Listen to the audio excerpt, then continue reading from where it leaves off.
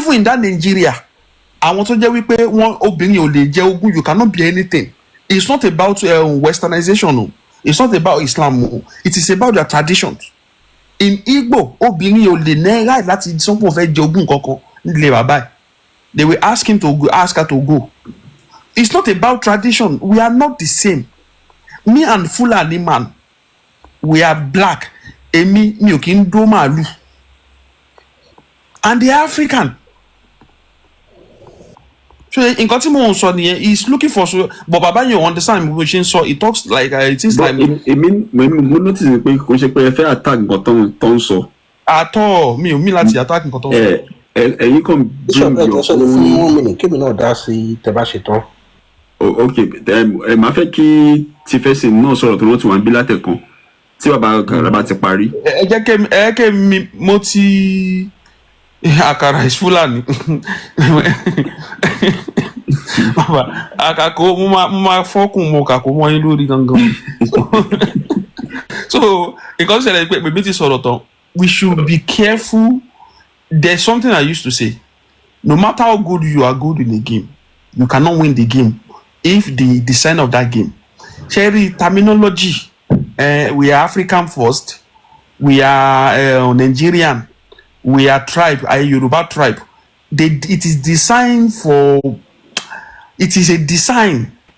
And if we are not careful, you think you are playing a game with the designer. You are also making sure the designer win the game because what more be to my hand this. Nǹkan tí máa fi round up nìyẹn. Ẹ má bínú bàbá kíló bàbá yẹn náà. I'm not here to antagonize you. Okay, Agbugbajo look for solution. I'm just trying to let you see something that you are talking on the view of Yoruba view, and you cannot speak for more. How many tribes in Africa? More than 5,000. How many ethnic groups? And they have different tribes. I want to do Aluwa now. Àwọn tó ń dó ẹran Fúlàní ń dó ẹran náà àti gbé oṣù fídíò tó ti ń bá màálù sùn. Adé North African. Ṣé lọ́rọ̀ tẹ́ sọ yìí bàbá Kàrà? Just to elucidate, ọ̀rọ̀ tẹ́ sọ yìí, ìyàwó mi kò ń ṣe Nigerian, Black American ni of Jamaican origin. Tó bá ti gbọ́ any bad thing nípa Nigeria, a ní your people. Ó take a lot of time kó tó lè understanding pé a yàtọ̀ síra ní Nigeria kó mọ̀.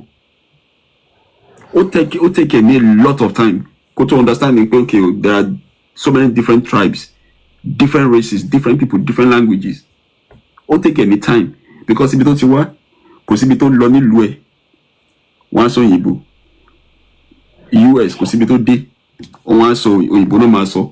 So it is difficult for them to understand the fact that okay, ibi táwa ti wá tẹ́ bá move from one state, okay, èmi ṣe ọmọ Kogi ni mí, tí máa move sí Takun Kogi mo ti bọ́ sílẹ̀ Hausa, ṣé mi gba Hausa ni? Even in that Kogi there are so many, tí máa tẹ̀ kúrò ní local government mi tí mo bọ́ sí local government mi ìgbédè tán sọ mi ò gbé Gbìrà, and the Gbìrà people are also from Kogi. Igala people mi ò gbọ́ Ghana, they are from Kogi. There are some Nupe people in Kogi, there are some Fulani in Kogi, there is Basa tó póríṣi méjì also in Kogi mi ò gbédè wọn. So now to now say it's even wrong to say there are three major tribes: Yoruba, Hausa, and Igbo. Yoruba, àwọn Ọ̀yọ́ nìkan lèmi mọ̀ tán sọ pé náà ń pè Yorùbá tẹ́tẹ̀lẹ́ o, Ọ̀yọ́ nìkan. Nísìnyí báyìí wọ́n ní àwa okun làwa. Okun àti Yorùbá yàtọ̀ síra náà, alédè títí wa. Ẹni tó bá wá láti Ọ̀yọ́ tó máa ń ṣèdè wa kò lè gbọ́. Bọ́n tó bá wá láti Ifẹ̀, ó máa gbọ́ èdè wa. Ẹni tó yẹ pé ó láwọn orí àpọ́n ní Ifẹ̀ tó yẹ pé wọ́n sì gbọ́ èdè wa. Èdè wa jọ èdè Ìjẹ̀bú. Ẹni tó bá gbọ́ Ìjẹ̀bú, tó bá mọ Ìjẹ̀bú sọ, tó gbọ́ dáadáa, ó máa gbọ́ Okun language. Ọmọ Ìjẹ̀bú á gbọ́ Okun language. Gbogbo kí ọ̀fọ̀ bọ́yìn sọ náà lọ́dọ̀ wa náà nìyẹn, but Ogun State ẹni Ìjẹ̀bú wà, ẹwà wa ní Kogi.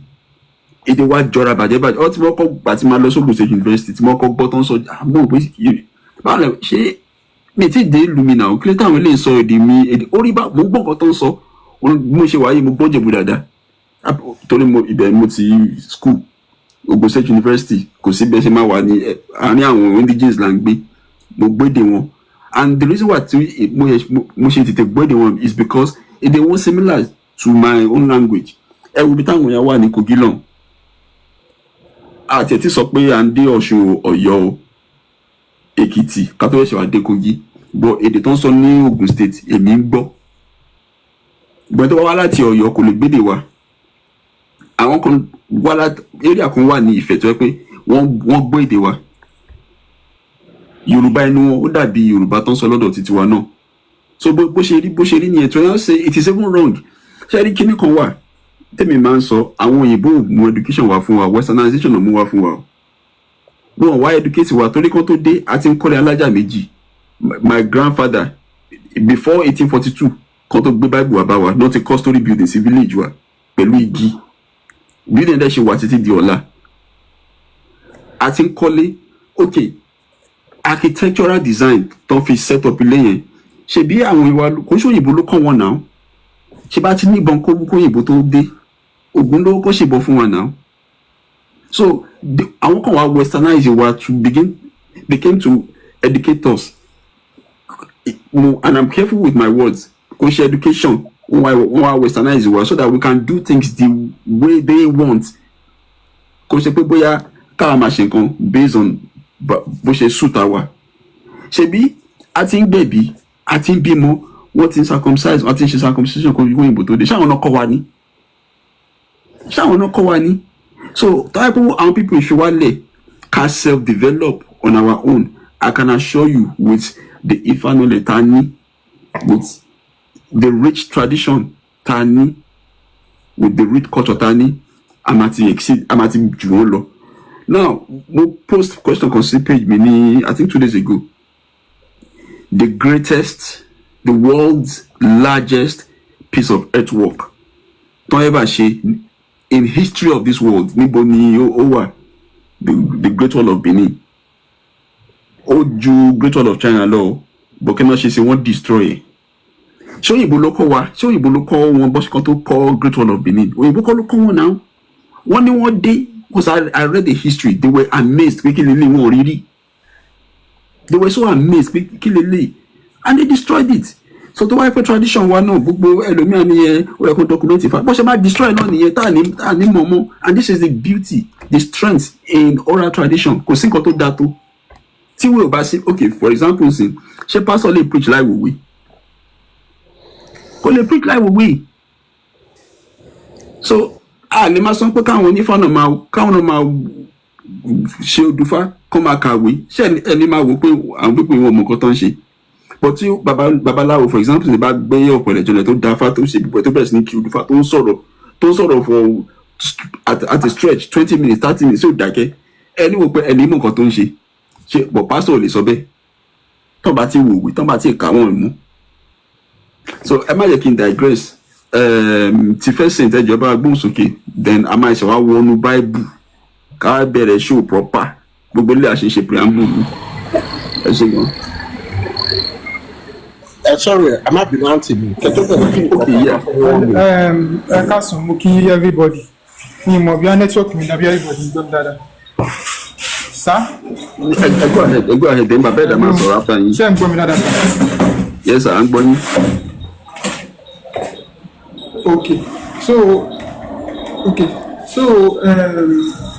little thing tí mo kàn fẹ́ shipping sí àwọn content sọ náà ojú pé mo fẹ́ fi surrounding mi àwọn kan tí mo rí mo fẹ́ fi ṣẹ̀dáńkú bí àwọn religion bí ó ṣe jẹ́ fake because I am a printer office mi gan ni wà báyìí because àwọn máa notice nǹkan pé táwọn pípì bá wá tó wá fẹ́ ṣiṣẹ́ pé wọ́n fẹ́ ṣiṣẹ́ banner fún ṣọ́ọ̀ṣì wọn kankan then pé at the end of the day tó máa padà lọ sí tó bá padà wọ́n fẹ́ ṣe sáré program tó wá ṣe banner fún ọ bí afla lọ́ wá ṣe fún wọ́n máa padà lọ máa sọ pé ẹ̀mí mímọ́ ló fún wọn ní bíi déètì ẹ̀mí mímọ́ ló fún wọn níbi tíìmù tó wọn lò last week pastor kan tó wá sí ìbàdàn tó ní kọ́ ẹ̀ ṣe example òun àti ìyàwó ìlọ́jọ́ wọ̀nyí ìbàdàn jọ ń discuss pé ṣé ká ṣe ní 5 days ni ṣé ká lo tíìmù báyìí ni ṣé ká ṣe kíní kan báyìí ni I was just like but the other day then people yìí bá dé because I'm also a Christian before former Christian náà lèmi náà jẹ́ pé ọmọ kí ló ń pè wọ́n student ms bàbá ní mi àwọn tó liberate mi nìyẹn so wọ́n fi pé gbogbo kí ní ìdẹ́ máa ń lò ní ṣọ́ọ̀tẹ́ máa sọ pé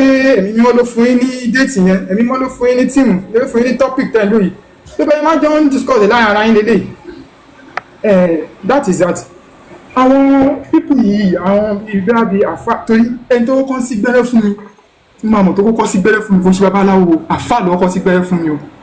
ṣé gbẹ́rẹ́ wà ní Quran? àfa ni first person tó kọ́ sí gbẹ́rẹ́ fún mi láyé. ṣé gbẹ́rẹ́ wà ní Quran? àfa ẹnu ẹ̀rí ṣé gbẹ́rẹ́ wà ní Quran? àfa lẹni tó máa kọ́ sí gbẹ́rẹ́ fún mi ní ayé mi kò ń ṣe pásítọ̀ kò ń ṣe babaláwo ló kọ́ sí gbẹ́rẹ́ fún mi ní ayé mi àfa ni kò lè síbi tó wà nínú Quran pé kò sí gbẹ́rẹ́. They do a lot of things. Ẹni tó máa kọ́ ṣe ọṣẹ fún mi pásítọ̀ ni kò ń ṣe babaláwo nílé ayé mi tó máa kọ́ ṣe pé ọgbẹ́ ọṣẹ fún mi pásítọ̀ ni kò ń ṣe babaláwo kò lè sí nǹkan tó jọmọ́ bẹ́ẹ̀ nínú Báíbù pé kọ́ ṣe ọṣẹ fún yàn. But àdéhùn ní ìdẹ́rẹ́ tó bá dé orí ọ̀tà wọ́n máa kàn dé mọ́ kíní yìí. Mo wo fídíò short clip kan lẹ́nu mo ò tí ì rí babaláwo mo tó ń sọ̀rọ̀ pa bí àwọn pastors and àwọn afábọ̀ yìí máa tọ́jú babaláwo but mo ò tí ì gbọ́ babaláwo kan yìí tó sọ pé babaláwo pé tí pastor rajà pé pastor kan sọ pé babaláwo wá sọ́dọ̀ tọ̀dọ̀ òun ó wá gba iṣẹ́ lọ́dọ̀ tọ̀dọ̀ òun ó wá gba blessing lọ́dọ̀ tọ̀dọ̀ òun ó wá gba òun pray fún kó bá kí power bá lè pọ̀ sí mo ò tí ì gbọ́ rí bó máa ń gbọ́ dáadáa pé àwọn bíbí yìí máa àwọn pastor àwọn afá yìí máa lọ sọ́dọ̀ babaláwo máa lọ ṣe one or two things gbogbo èyí tí ìgbọ́ ní pé pásọ̀ kan ìwà àfà kan sọ pé àwọn babaláwo tẹ̀ ń yẹn àwọn là ń fún wọn ní báyìí àwọn là ń ṣe báyìí fún wọn. Never. Ok, kí tún jump sí orí ọ̀rọ̀ wọn torí I have a lot of apprentices. I have about eight of them apprentices here.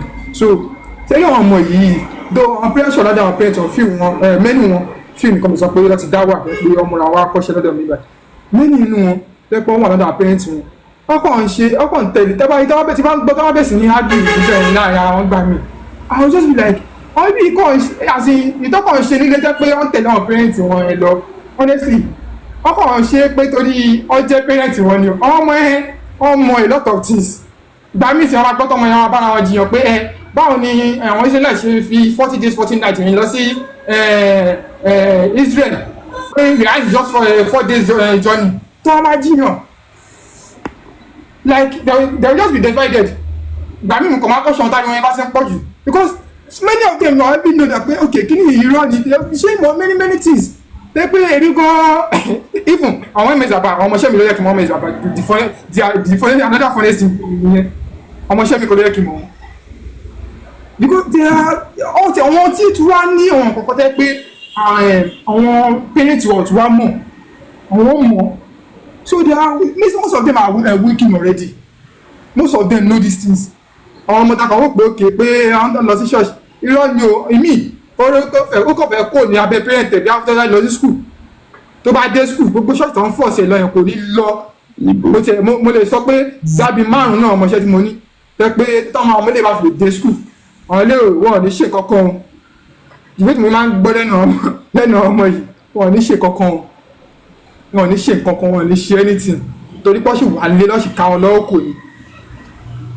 tó aráyà tí mo fi fanilá sọ̀rọ̀ mi ni pé mo gbọ́dọ̀ sọ pé òkè ẹ ní àwọn plan kan ìgbésẹ̀ kan tẹ́ ní ẹ̀ ń ṣe so àwọn ìgbésẹ̀ tẹ́ fún máa lè help everybody tẹ́ pé èèyàn máa wà bóde náà wá ti sọ pé òkè mi ṣe Christian mi ṣe Muslim dàbí last week tí mo fill fọ́ọ̀mù ọmọ mi tó fẹ́ wọ tí mo fẹ́ ṣe school kàwé ibi tó ti kọ religion mo kọ̀ lọ torí Christian ló ń jẹ́ Abikel wọ́n wò pé kí ni máa fi síbẹ̀ mo fẹ́ kí mi fẹ́ fi Christian síbẹ̀ mo fẹ́ fi Muslim síbẹ̀ but mi fẹ́ kó jẹ́ nǹkan tẹ́ pé ọmọ yẹn máa dé school ọmọ máa fi kí ni ẹjọ́ jọ ọmọ yẹn mo kàn fi báyìí mo kàn fi ṣe blank something síbẹ̀ mi kọ́ ní ti síbẹ̀ but tó bá jẹ́ pé mo fẹ́ ṣàlàyé kí ni ẹ̀ tẹ́ pé courage yẹn ti wà dáadáa ni tẹ́ pé kí ni the platform but everybody was well enlightened about this thing. No, the traditional ti bẹ̀yà ìrìn àti àmì ìjà lórí kí n jẹ́ pé àti ìjà ní pé onísìn mú ní mú ọlọ́run múnà tó sì tẹ́pọ̀ tí àtijọ́ wà on the same page ó ti lọ ṣọ́ọ̀ṣì ní South Africa bí 3 months àtijọ́ wà on the same page ó ti ń understand àwọn kíní díẹ̀ gbà tí mo kọ́ kíní mo falà sí kíní ẹ̀gbọ́n mo ògbó máa sọ̀rọ̀ ní bóyá kò sọ anything lórí náà ti understand so wọ́n rò pé báwo ni kí n fi lè spread more pé pé wọ́n máa tún fún yàn ní courage gan pé ok báyìí mo ṣe jẹ́ mo lè sọ pé mo sọ́dọ̀ pastor mo lè sọ anywhere but mo lè sọ pé mo sọ́dọ̀ babaláwo àwọn èèyàn máa fojú kan wò mí pé báwo ni sọ pé mo sọ́dọ̀ babaláwo this is not supposed to be so ṣe rí nǹkan tí mi máa sọ láàrin yìí sá. shipping ni ẹ ṣe fún program yìí wọn náà máa fún lọ́wọ́. ẹ ṣé gan bàbá mi, thank you so much for that wonderful contribution. Mo but fẹ́ ṣe sà. nǹkan tí mi máa sọ for you to build that confidence, that courage. Inú mi dùn pé ẹni pé àgùntàn Ísírẹ́lì ní tẹ́lẹ̀ bíi tèmi náà, but you need to also go back to the book and start reading it with a more open mindset. Ẹ má kà bí àgùntàn, ẹ kà bí ẹni tó ti wà liberated. Ìgbà yẹn máa bẹ̀rẹ̀ sí mo bẹ́ ṣe máa béèrè àwọn questions kankan even from that book. Mo sọ́nà lẹ́ẹ̀kan kẹ́ tó dé pé nísìnyí bá ti máa ní kí n ka Bible kí n lọ sí book of Genesis chapter 1 verse 1 irọ́ ni. But èmi ò mọ̀ pé irọ́ ni tẹ́lẹ̀ before now, but nísìnyí tójú ti là mo wá ṣe wá ní pé ẹ wá náà even though pé science graduate ni mí, báwo ni wọ́n ṣe sáńpẹ́ in the beginning God created the heavens and the earth. Mercury àti Venus tó wà before earth nǹkan ṣe heaven náà wà ní. Ṣé rí ibi tí irọ́ yẹn ti kọ́kọ́ bẹ̀rẹ̀ nìyẹn, but ó wà very silent. Àwa àmọ́ àgbésórí for decades. This same God in Isaiah 65 about car from verse 4 to 7, that was 65 verse 6 gbogbo ló wà specifically, only from the rising of the sun to its setting. Pé wọ́n á mọ̀ pé òní Ọlọ́run. Ṣé sàn ni máa ń rise ni? Wọ́n tó dá nǹkan tó mọ̀ pé kò kí n kó lójú kan, wọ́n á sọ̀rọ̀ kó ń rise. Ẹ máa rí pé èèyàn ló kọ fún ìkó fún ọ̀rọ̀ náà nìkan bàbá ńlá ọ̀rọ̀ níbi jẹ́. Ẹ máa wo Joshua, the book of Joshua náà. Ó dà Joshua náà ní apá àti tìrọ̀ lónìí. Ẹ bá wo chapter 10 from verse 12 to 14. Joshua gbàdúrà pé kí Ọlọ́run ẹ̀yáwó kó dárùn dúró lórí Gibeonite, kó dárùn dúró. Sóhun pé ẹ bá wo verse 14, òun náà dẹ̀ dúró. Sóhun kúrò lójú kan tẹ́lẹ̀ ni. Ṣé ti rí pé yàwó gan ti yàwó rẹ̀ ó ti bó ṣe fa kólòsì? Ẹ ti rí pé irọ́ ni gbogbo ẹ̀. Ohun tí ò kúrò lójú kan tó ẹ pé ayé ló ń yípo òun. Hello sir. Yes sir. Hello sir, sẹ́yìn gbọ́ mi sir. Yes sir. láàyè crack ṣé ẹ lè mo torí ó ní nǹkan tí mo kàn fẹ́ sáré sọ náà bọ̀ ṣé mo lè padà kẹ́ gbé mi wọlé padà mo kàn fẹ́ kó ní TikTok kẹ́ wá gbé mi wọlé padà. ok ṣé ó possible sir? ok. sáré pé. alright. So ẹ máa wo orúkọ báyẹn, ayé ló yípo gbogbo òun. There are over 2 trillion galaxies, over 2 trillion planets, and Earth is just one. Earth is just one out of 2 trillion. 2 trillion, no. Earth is just one. But what you might be kidding what that opoloru only God created the heavens and the earth. See, gbogbo planet tó kù ṣe heaven náà wà. Ibi tí ọ̀rọ̀ yẹn ti bẹ̀rẹ̀ nìyẹn. Ibi tí ọ̀rọ̀ yẹn ti bẹ̀rẹ̀ nìyẹn. Oh, okay. Ibi tí gbogbo ọ̀rọ̀ yẹn ti bẹ̀rẹ̀ nìyẹn lamba burúkú. Story Saul, ẹ wo, minister. Mi kẹ́ bá wa sọ̀rọ̀. Mo fẹ́ gbọ́ view yín kó ló ti pa wọnú Bible. Ẹ káàsán, mo kí gbogbo lé bàbá ẹ káàsán sá o, àkàrà ògùn mo kí yín o. Minister mo kí yín o. Mo ṣe àbúrò. Thank you so much for the gift. Shanko. Shanko ẹ má bínú sá. Shanko tí mo bá jà lánàá kọ́ leléyìí. Mo Samuel. Ẹ má bínú, ẹ continue sir, minister. Nǹkan kékeré tí èmi náà kàn máa sọ náà ni pé Ọlọ́run ṣe tó jẹ́ Olódùmarè ṣe tó jẹ́ pé ó fún irú ẹ̀yin bó ìṣẹ́jọ́ ẹ̀yin náà ni. Nígbà tí ó bá ń lọ káàkiri báyìí ìkọ̀ọ̀kan èjèèjì ojú àwọn èèyàn á bẹ̀rẹ̀ sí sí. Nípa platform báyìí ni mo ṣe àwọn èèyàn kọ̀ọ̀kan tó wà ní agbègbè mi mo ń jẹ́ kí wọ́n mọ̀ mo dẹ̀ ń pe àkíyèsí wọn sí ok ìwọ náà ó yá darapọ̀ mí báyìí darapọ̀ mí báyìí darapọ̀ lọ́ọ̀ tó dẹ̀ jẹ́ pé in my own little way mo lè fọwọ́ sọ̀yà at least up to 10 more than that tó yẹ pé àwọn gan ti wá rí pé àṣé irọ́ ni gbogbo ẹ̀. Now ìjọ tí mo ń sọ fún ẹnìkan tó jẹ́ àgbàlagbà kan nígbà tí Tani Ọlọ́run tó post kíní kan tí bàbá adé lámbà kan tí bàbá adébóyè sọ níbi tó ti ń pàrọwà fún ọba ògbómọ̀ṣọ́ nípa ẹni tó fẹ́ jọba léjìgbò tí wọ́n ń kú nǹkan kan tó jẹ́ pé inú odù falẹ̀ ló dẹ̀ wà. Mo ní kí ló wrong nínú kí bàbá yìí kó jáde síta pé nínú ẹsẹ̀ odù fá báyìí nígbà báyìí lásìkò báyìí nǹkan tó ṣẹlẹ̀ lélẹ́yìí kí ọba. ẹ mọ̀ pé bàbá adébóyè tẹ́fà ni ṣẹlẹ̀ pọ́n tẹ́fà ni gbọ́dọ̀ ti gbọ́ sítórì yẹn tán bá mọ odù fá. ọba dé tí ìrìn àjò bá débẹ̀ so mo ní kí ló dé tán kúkú fẹ́ kan sọ fún kábíyèsí ògbómọ̀ṣọ́ pé kábíyèsí o ẹ yálò nínú ẹsẹ̀ fáì tí ò bá yé yín ẹ pé àwọn àgbà tí ò bá fẹ́ dárúkọ babaláwo ẹ pé àwọn àgbà wọn láyé yín tó di ẹsẹ̀ pé mo tún wá wo kílípù kan tí ẹnìkan ló ṣò rẹ̀ ní platform tí ọba ògbómọ̀ṣọ́ gangan fúnra ẹ̀ gan pé so akàntí ẹ̀ wà ṣé ignorant àbí báwo ló ṣe pé òyìnbó yẹn jọ yẹn pé nínú gbogbo ọdún fá tí wọ́n sọ yìí ìgbà tí wọ́n bẹ̀rẹ̀ sí kì í Ọlọ́run wá bí àwọn bàbá yẹn léèrè pé ok ń tẹ́ ń sọ yìí tó ń bá gbọ́ yín yé ó ń sọ nípa pé ká ṣọ́ra wa ó ń sọ nípa bá a ṣe lè mọ ṣe dáadáa sí ìlú kejì sí agbègbè kejì sí ọmọlà kejì ó ń sọ nípa ìmọ́tótó ká ṣe ìmọ́tótó ó ń sọ nípa bá a ṣe lè nífẹ̀ẹ́ ara ẹni wípé ohun orí nǹkan tó bá dínú nǹkan tí wọ́n sọ pé ohun tí wọ́n dẹ̀ ń sọ pé kí wọ́n ṣètùtù kí ajégun kó má bàa wọ ìlú tẹ̀bí ẹni tó bá nífẹ̀ẹ́ èèyàn kò ní fẹ́ káìsàn ṣe kò ní fẹ́ kó ní ìṣòro kankan wípé àwọn tí wọ́n dá ifá yìí pẹ̀lú ìfẹ́ ìlú wọn ò ní wọ́n ní so à ń sọ̀rọ̀ nípa love so kábíyèsí ògbómọ̀ṣọ́ pé pásítọ̀ ló náà ó ní in that aspect ń lè rọ pé wọ́n sọ̀rọ̀ nípa love to your hometown to your abode to everything to surround there love so ó lóun ò rí nǹkan tí ó burú bẹ́ẹ̀ mo á sọ fún ẹni yẹn mo ní pé kó náà kó jókòó kòrò kí ni bàbá yìí wá dénú ẹ̀ tó wá ń yí tó ń yí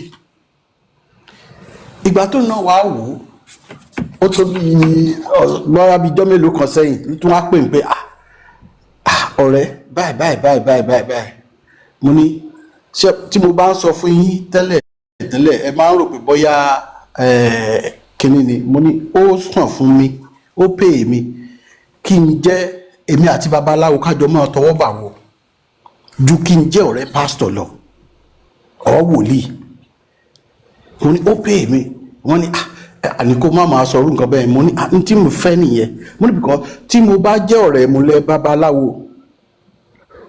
tó bá rí ibi tó ń bọ̀ á sọ fún mi pé mọ́rin báyìí o báyìí ni kò járìn o ọ̀ jẹ́ ká ṣe báyìí kí nǹkan báyìí má bàa ṣẹlẹ̀ bó tilẹ̀ jẹ́ pé ó lè mọ ibi tí nǹkan yìí ó ti ṣẹlẹ̀ ṣùgbọ́n á sọ fún mi pé kí n ṣe báyìí but tí n bá ń bá pásítọ̀ sọ̀rọ̀ tá a jọ ń ṣe kíní kan ìjọ tí mi ò bá ti rówó dá ní ṣọ́ọ̀ṣì ẹ̀ mọ́ ìjọ náà mo ti dọ̀tá ẹ̀.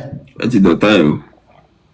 ẹlòmíì ló máa fi preach ẹlòmíì ló máa fi ṣe example mo ní gbogbo nǹkan tí wọ́n á sọ fún ẹni yìí mo ní pé kó náà kàn tiẹ̀ pé ǹjẹ́ ó ṣeé ṣe láti January títí di December each church each denomination kan máa ní special program in a month every time tó sì jẹ́ pé wọ́n máa create fear into preaching wọn fear orin wọn fear ìbánisọ̀rọ̀ fear wọ́n á create fearness into people in order to get something out of you.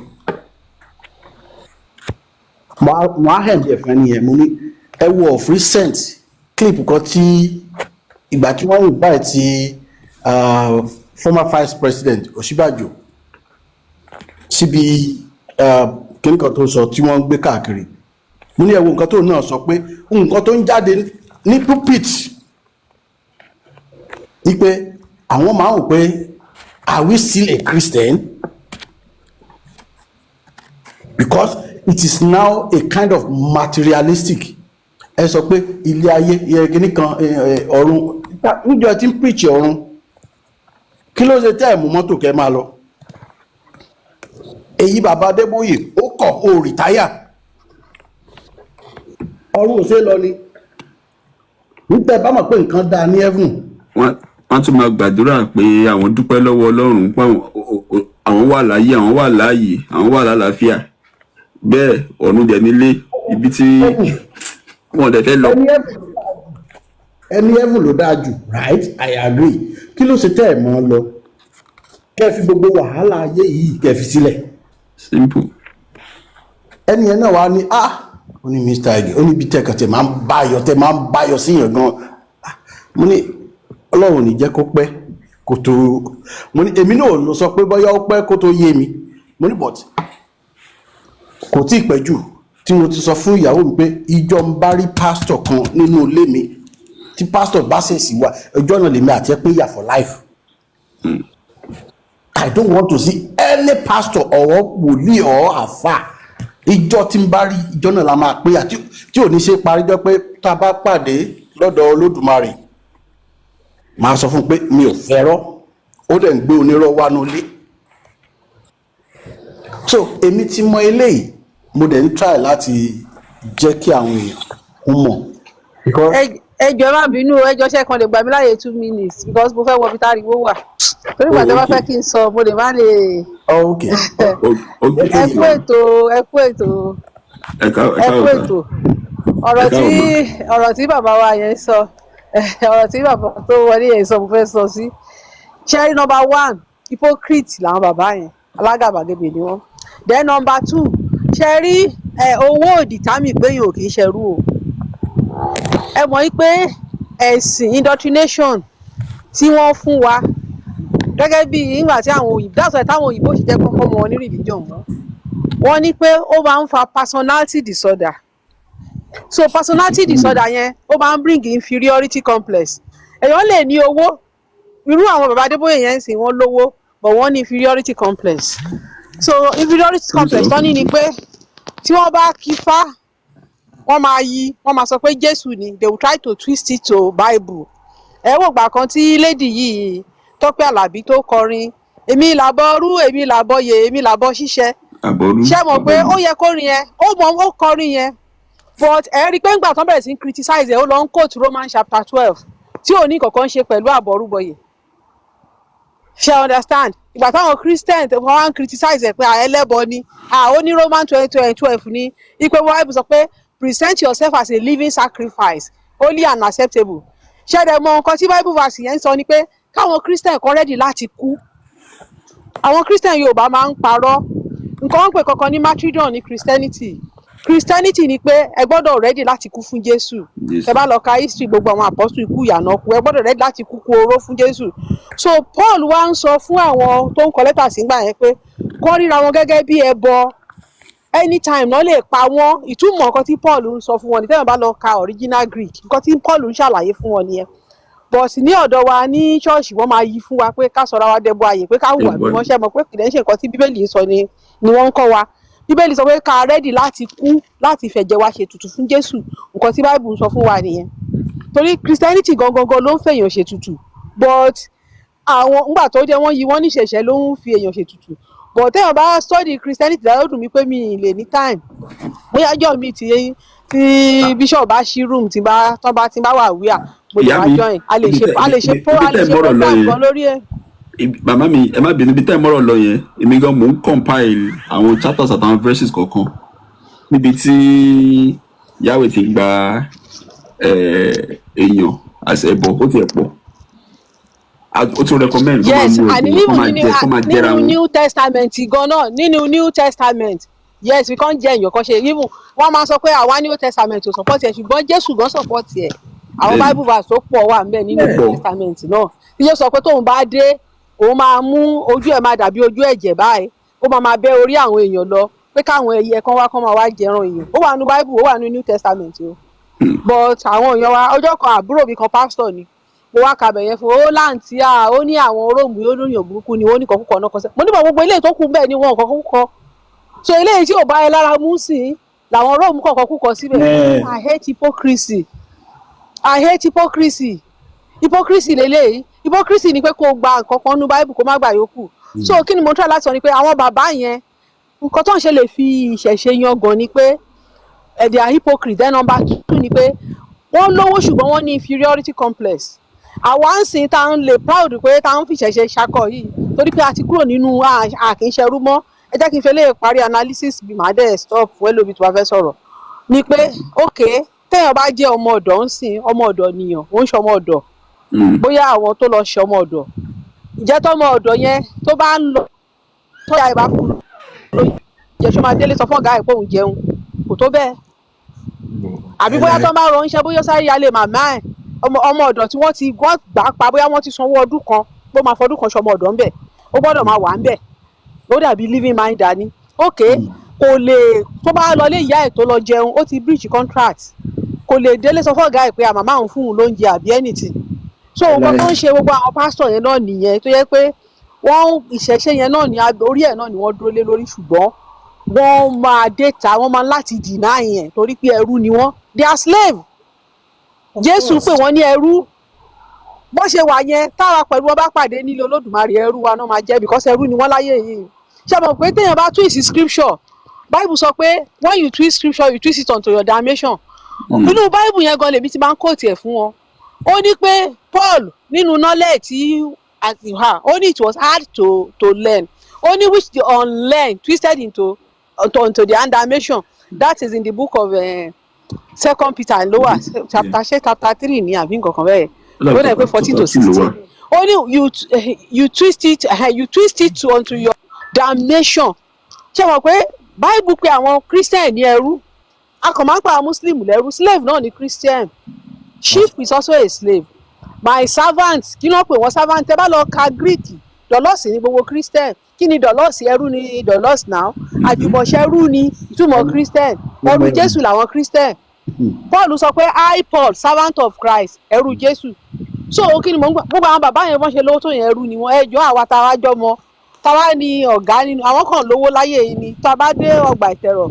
lọ́hùn wọ́n máa jẹ ẹrú wa náà máa jẹ́ so ẹrú tí wọ́n jẹ́ yẹn òun ni wọ́n ṣe lè fi náà ṣe lè boast láti lè sọ pé ọ̀wọ́n rí elégbìgbò ni bàbá ń kì bàbá ò dẹ̀ lè sọ fún ayé pé àwọn bàbá ńlá mi gan fi nǹkan tó da sílẹ̀ ṣé wọn káwọn pásítọ̀ kan máa ń sọ wọ́n ní àwọn bàbá ńlá wọn gan fi nǹkan tó da sílẹ̀ kan tó gbé Christianity dé nǹkan báyìí ní fásọ bàbá twist ọjọ́ kan náà bàbá sọ̀rọ̀ bàbá ní ọjọ́ ẹnu tí gbìn fi bó ṣà bàbá tún wá yí pé kíní kan tó Jesus mo kàn lẹ́nu lọ́jọ́ yẹn pé ṣé Jésù wá ní Ọbàtálá ṣé Jésù gẹ́gẹ́ bí Ọbàtálá ni ẹni tí ìgbìn fi bó ṣà ó máa fi ẹnu ẹ̀ lọ gbólẹ̀ ṣé Jésù wá jẹ́ Ọbàtálá ṣé bí Ọbàtálá ni wọ́n máa ń fi ìgbín pẹ̀rọ̀ sí lẹ́nu so tí ìgbín bá fẹnu bú òòṣà ṣèbó máa padà lọ fẹnu yẹn gbólẹ̀ níwájú Ọbàtálá ṣe bí nǹkan tí Ifá yẹn sọ nìyẹn bàbá yí mọ́ Jésù lẹ́sẹ̀ ni ẹ wò ẹ jẹ́ kí ẹlòmíì sọ̀rọ̀ ẹ má bínú mo ti gba time torí mi ò ní lè sọ̀rọ̀ mọ́.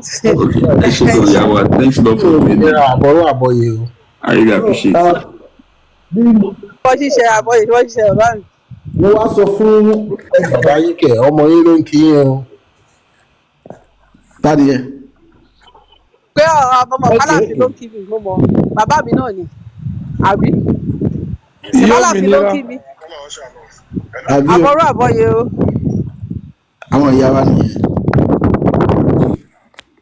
so ẹ ṣe gan. mo ń kọ́ sí ọ̀pọ̀lọpọ̀ mọ̀ pé irú òkúta tí wọ́n lọ ń yípo ní Mẹ́kà yẹn bí a ṣe máa ń tó jẹ́ pé àwọn ms bàbá olówó èkó bí wọ́n ṣe máa ń explain nígbà tá a ní ẹnu àrá àjẹbí idán tá a lè kójọ tá a sọ bẹ́ẹ̀ tí ó dẹ̀ rí bẹ́ẹ̀ ní kíákíá á dẹ̀ tún á waste owó lọ kí ló ń ṣe wá gbogbo eléyìí la dẹ̀ ń jẹ́ kí àwọn èèyàn wa kó mọ̀ kò sí ẹnikẹ́ni tó sọ pé báyìí ni lọ sí ilé bàbá rẹ lọ sí ilé mọ̀mọ́ rẹ for example ọmọbìnrin kan wà bóyá orí akamọ́tàṣe mo ti okay at the end of the day mo ní àwọn parents ẹ̀ ń kọ́ ó ní báyìí báyìí báyìí báyìí ó ṣàṣàlàyé okay in my own little way ṣé o lè lọ ó lọ́mọ lè fẹ̀ ní dáàdì òun dẹ̀ gbé lákùrẹ́ mo ní okay màá fún ẹ lówó mo fún lówó àti mọ̀mọ́ ẹ lébìlì pé ọmọ Bàtálá gidigidi lọmọ yìí Wow. to the core ọmọ tí mo ń sọ yìí nísìn according to fídíò tó ń fi hàn mí tó ń send sí mi ó wà 100% okay now téèyàn bá fi Amẹ́ríkà tàbí UK wà yìí lọ á sọ fún mi pé ẹjẹ ń sinmi kọ́mọ mi wá kàwé ń bẹ̀ tó bá yá I gave her money That's true. ó tẹ̀ lọ ó lọ ṣe kinní kan yóò ṣàkóso bó ṣe fẹ́ ṣẹlẹ̀ tí ò ní ku àwọn àgbà kan nílé because mo fi tèmi sí example fún ó dẹ̀ lọ wọ́n ní kó ṣe gbogbo nǹkan tó ṣe ó dẹ̀ ṣe for that like 5 days tí wọ́n lò àti gbogbo nǹkan tán lọ́ fẹ́ rà this is my mo sọ pé mi rẹ́ rí nothing attached to it mo ní mo mọ̀ pé Olódùmarè ó rí ọkàn mi pé tó o bá ga ó ṣeé ṣe bọ́yọ́ ọmọ mi máa pàdé ẹ̀ bọ́yọ́ ọmọ mi máa pàdé ọmọ ẹ̀ ìwọ náà ní tí mo lè ṣe lélẹ̀ ọmọ yẹn nísìnyí because kò sí èmi ló máa dádì mi ló máa ń pè mí dádì mi Kampala ló ń tà ní Àkúrẹ́ o she's very very okay now ó wá dàbí ẹni pé òun nìkan ló ń ta aṣọ yẹn ní ọjà Adésìdá àbíbo lódùn wà. gbogbo jẹ̀rẹ̀ lákùrẹ́ ọba Adésìdá road ọ̀nà tó lọ straight yẹn lọ sí Fúta. níbẹ̀ in fact ó sọ pé òun ò lówó tó máa fi sí ṣọ́ọ̀bù kankan mo ní continue in that little way tó fi bẹ̀rẹ̀ yẹn ìwọ continue but jẹ́ kí character ẹ kó máa chi dáadáa goodness ẹ mo ò ní ìdí signboard tí ìwà ẹ bá ti dá sí àwọn èèyàn tó ń rajà lọ́dọ̀ ẹ àwọn tó wà lẹ́gbẹ̀ẹ́ even tó o bá sí ní ṣọ́ọ̀bù wọn á bá ẹ gbowó sílẹ̀ àbí ẹni pé mo fi àṣẹ sẹ́nu. And that is the beauty of our tradition. Yes èèyàn mélòó mo fẹ́ sọ bẹ́ẹ̀ yẹn tó yẹ pé they are all okay now. Because I let them know how I made my own thing. Bẹ́ẹ̀mi náà ṣe padà sílé. Ṣèbéèmi náà mo lọ pé sínú ọ̀nkú mi lọ́ṣogbo ni. Ẹjọ́ báwo gan ni bàbá wa ṣe jẹ́ gan ní ìdílé ìdílé Baálẹ̀ Ṣàngó ní Mọdákẹ́kẹ́. Wọ́n dẹ̀ lọ. Wọ́n lọ bá mi find out. Torí pé wọ́n lọ sí ààfin. Tí wọ́n mú wọn lọ síbẹ̀ báyìí ni. Ṣùgbọ́n bàbá yẹn èmi a ní irú àwa yìí nísìn pé generation keje làwa jẹ́ but bàbá tó jẹ́ bàbá yẹn gangan àwọn tó jẹ́ bí right hand man Ṣàngó gangan ni tó ó ní àwọn èèyàn yẹn ń gbọ́ tó ní kálukú sọ pé báwo ló ń ṣe fẹ́ rìn èmi ò mọ babaláwo mi ò but mo mọ̀ pé oníkálukú ló ní àgbàlagbà nílé o lèmi ṣe máa ń rányàn sílé gbogbo ìgbà kọ́ máa contact ẹni lórí TikTok go to your village. wọ́n àlàyé wọ́n gbàgbé pé bóyá àjẹ́ kan ń ṣe mí ẹnìkan pa mí nǹkan kan tó bá ti jẹ́ kí ọkàn rẹ dọ́gba tó dẹ̀ lọ pẹ̀lú pé nǹkan báyìí ni mo fẹ́ ṣe wàá rí àwọn èèyàn tó sọ fún ọ pé báyìí yóò irú mọ́dà mi nísìn ara àwọn tí wọ́n tẹ̀lé ẹni tó tẹ gbọ̀ngàn dóni because kí lorúkọ ọba tó jẹ lọ́yọ̀ọ́ yìí ẹni yẹn ló jẹ́ ọba ẹ̀gbọ́n ọba yẹn bẹ́ẹ̀ máa rántí kí n tó parí ọ̀rọ̀ mi ìgbà tí ọba ò já mọ́ lọ́wọ́ sẹ́yìn pé láyé ìjọ́un wọn á ní pé kó lọ tẹ̀lú ìlú òun ló fi ìlú Ọ̀yọ́ sílẹ̀ ìṣọ̀yọ́ eléyìí ló fi Ọ̀yọ́ sílẹ̀ tó lọ tẹ gbọ̀ngàndó nídìílé mọ́dà mi ní ìmọ̀ bóyá Ọ̀ṣun ni wọn ṣùgbọ́n mo mọ̀ pé omi kan wà nílé Ṣàrun èrí kò sí ọmọlé tó lè níṣòro tó bá débẹ̀ tó bá bu omi yẹn fún un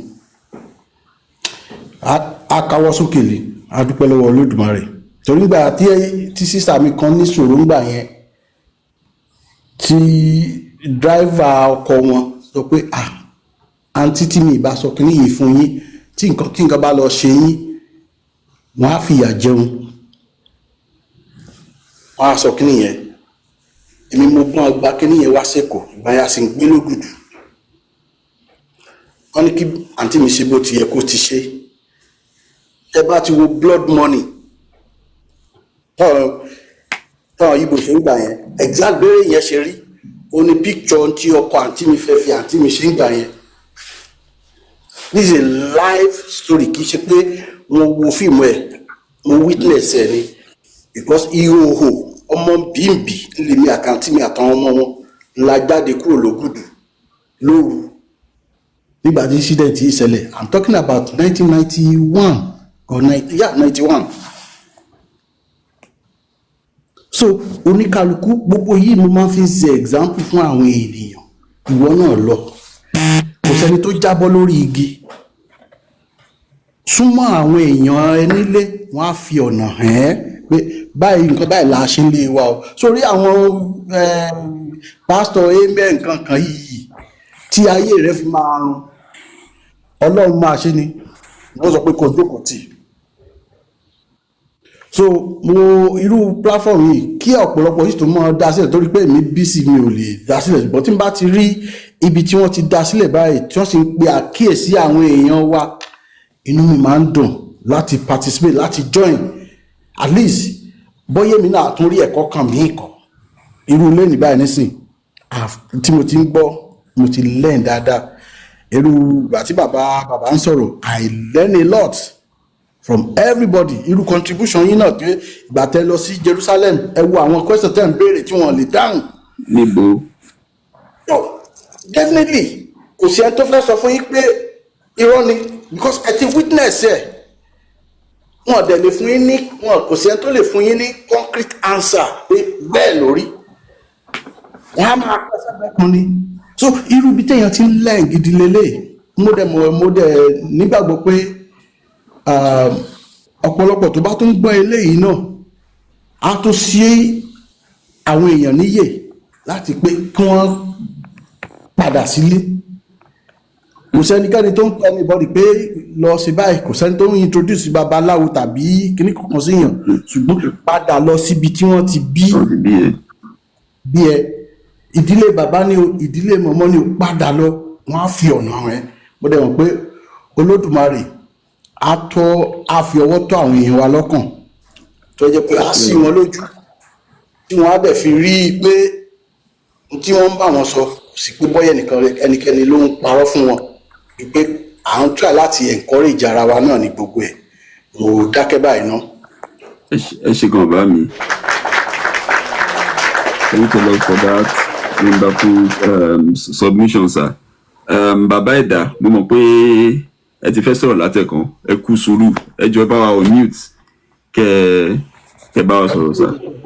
mo ìbéèrè mi tí mo fẹ́ béèrè kẹ́ tó wọnú Bible ni because ó jọmọ́ ìbéèrè tẹ́ bá wọnú Bible so tẹ́ bá wọnú Bible mo fẹ́ kẹ́ bá wa wò ó kẹ́dẹ̀ bá mi ṣàlàyé fún gbogbo àwọn ọmọ àwọn tó wà níbí níbi tí wọ́n kọ sí nínú Bible wípé àwọn màmá mi òmìnira máa rẹ́rìn-ín sìn ibi tí àwọn ancestor wa tán ti jẹ mánà nínú aginjù. Okay. mo fẹ́ kẹ́ bá wa kà jáde nínú Bible kẹ́ka fún gbogbo àwọn ọmọ Yorùbá káàrí ń bẹ̀ tán kọ síbẹ̀ pé àwọn ti wa kò ń ṣe àwọn ancestor ẹlòmíì o torí àwọn ọmọ Yorùbá tán jẹ́ Christian wọ́n á claim Abraham's blessing wọ́n á claim original sin wọ́n á tún claim pé àwọn ancestor àwọn wọ́n jẹ mánà nínú aginjù so mo fẹ́ kẹ́ bá kà jáde nínú Bible ibi tó wà yìí pé àwọn ancestor wa Yorùbá wọ́n jẹ mánà nígbà tó wà nínú aginjù for 40 nights and 40. Kọ̀ọ̀kan tó wà nínú Bible tiẹ̀ ṣé Bible rántí wa ni kò sínú Bible àwọn baba ńlá àwọn Júù náà ló jẹ mánà ṣé ọmọ wa yìí wá ń kọ́ mọ́ wọn kò wọn ò bọ̀ wá rì náà tẹ̀bí syncretism tó ṣe fún wa òun ni a ṣe tó ń gbà tó ń sọ pé àwa ní Ísírẹ́lì nínú ẹ̀mí, òun ni bọ́n ṣe da Bible rú fún àwọn bàbá wa. Ṣé o pé problem tó ṣẹlẹ̀ sáwọn bàbá wa ni pé when they brought a new language, èdè ìlú mi ni, ànígbà tó máa tú wọ́n tú ní tùkùtù, so wọ́n ṣe re-indoctrination fún wọn because tó bá rí program wọn bẹ́ẹ̀ yẹn kọ́ máa rí ẹ̀sìn yẹn bíi títí wọn, a nígbà ẹ̀sìn yẹn bá ṣe gbà lénìí. Mo máa ń sọ kinní kan, òyìnbó tó mú Christianity wá, àwọn bó ṣe mú Christianity dé wọ́n mú dání pẹ̀lú Freemason ni, but torí pé wọn ò fi Freemason yẹn indoctrinate wa lénìí, a máa ń rí Freemason bíi nǹkan burúkú, a máa ń rí Christianity bíi títí nǹkan ìbílẹ̀ tiwa. àti sọ Christianity gan di nǹkan ìbílẹ̀ wa tó yẹ pé a máa wọṣọ òkè, á lọ máa fìrùkẹ̀rẹ̀ tó á lọ máa jó fún Jésù ní church. So kò síbi tí Bible sọ pé àwọn bàbá ti wá jẹ kìíní, àwọn bàbá wọn ló jẹ mánà àti eyín kan wọn o. Gbogbo ègún tó wà ní Bible yẹn àwọn bàbá wọn ló ní, kò sí èyí tó kàn wá ń bẹ̀. Kò sí èyí tó kàn wá ń bẹ̀. mọ̀mú mi ni orúkọ Christian lè jẹ́ náà ẹ̀jẹ̀ orúkọ Yorùbá. Orúkọ Christian kẹ̀, mo ti ṣéǹjì orúkọ Christian mi tipẹ́tipẹ́ náà. Bàbá ok mi mọ má bínú wọn. ìgbà wo lẹ rí orúkọ Christian ní platform mi? bàbá ẹ lè fẹ́ màmá mi o. Ifátóyìn. mo kàn ní kí n sọ fún yín ní gbogbo ìyẹn ẹ lè fẹ́ màmá mi. Ifátóyìn ni màmá mi jẹ́.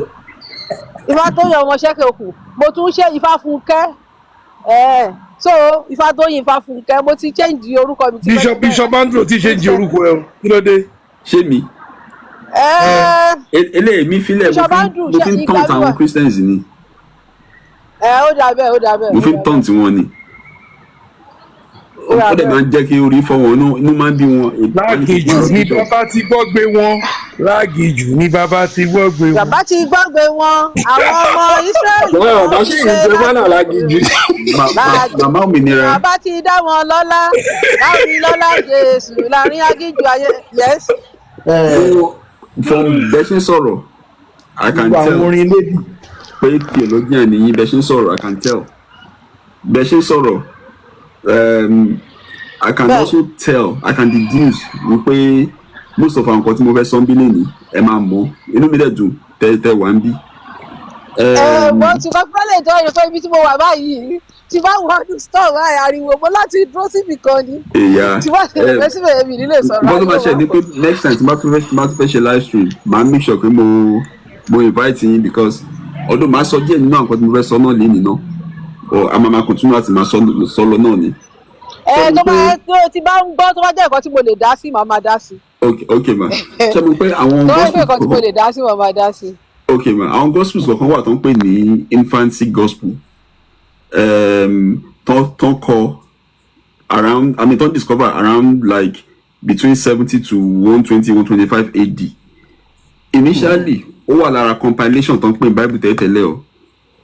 For example àwọn gospel wọ́n yọ wọ́n kúrò Proto-Evangelium of James, the Gospel of Philip, Gospel of Thomas, bẹ́ẹ̀ lọ. Wọ́n wá pè ní Apocrypha.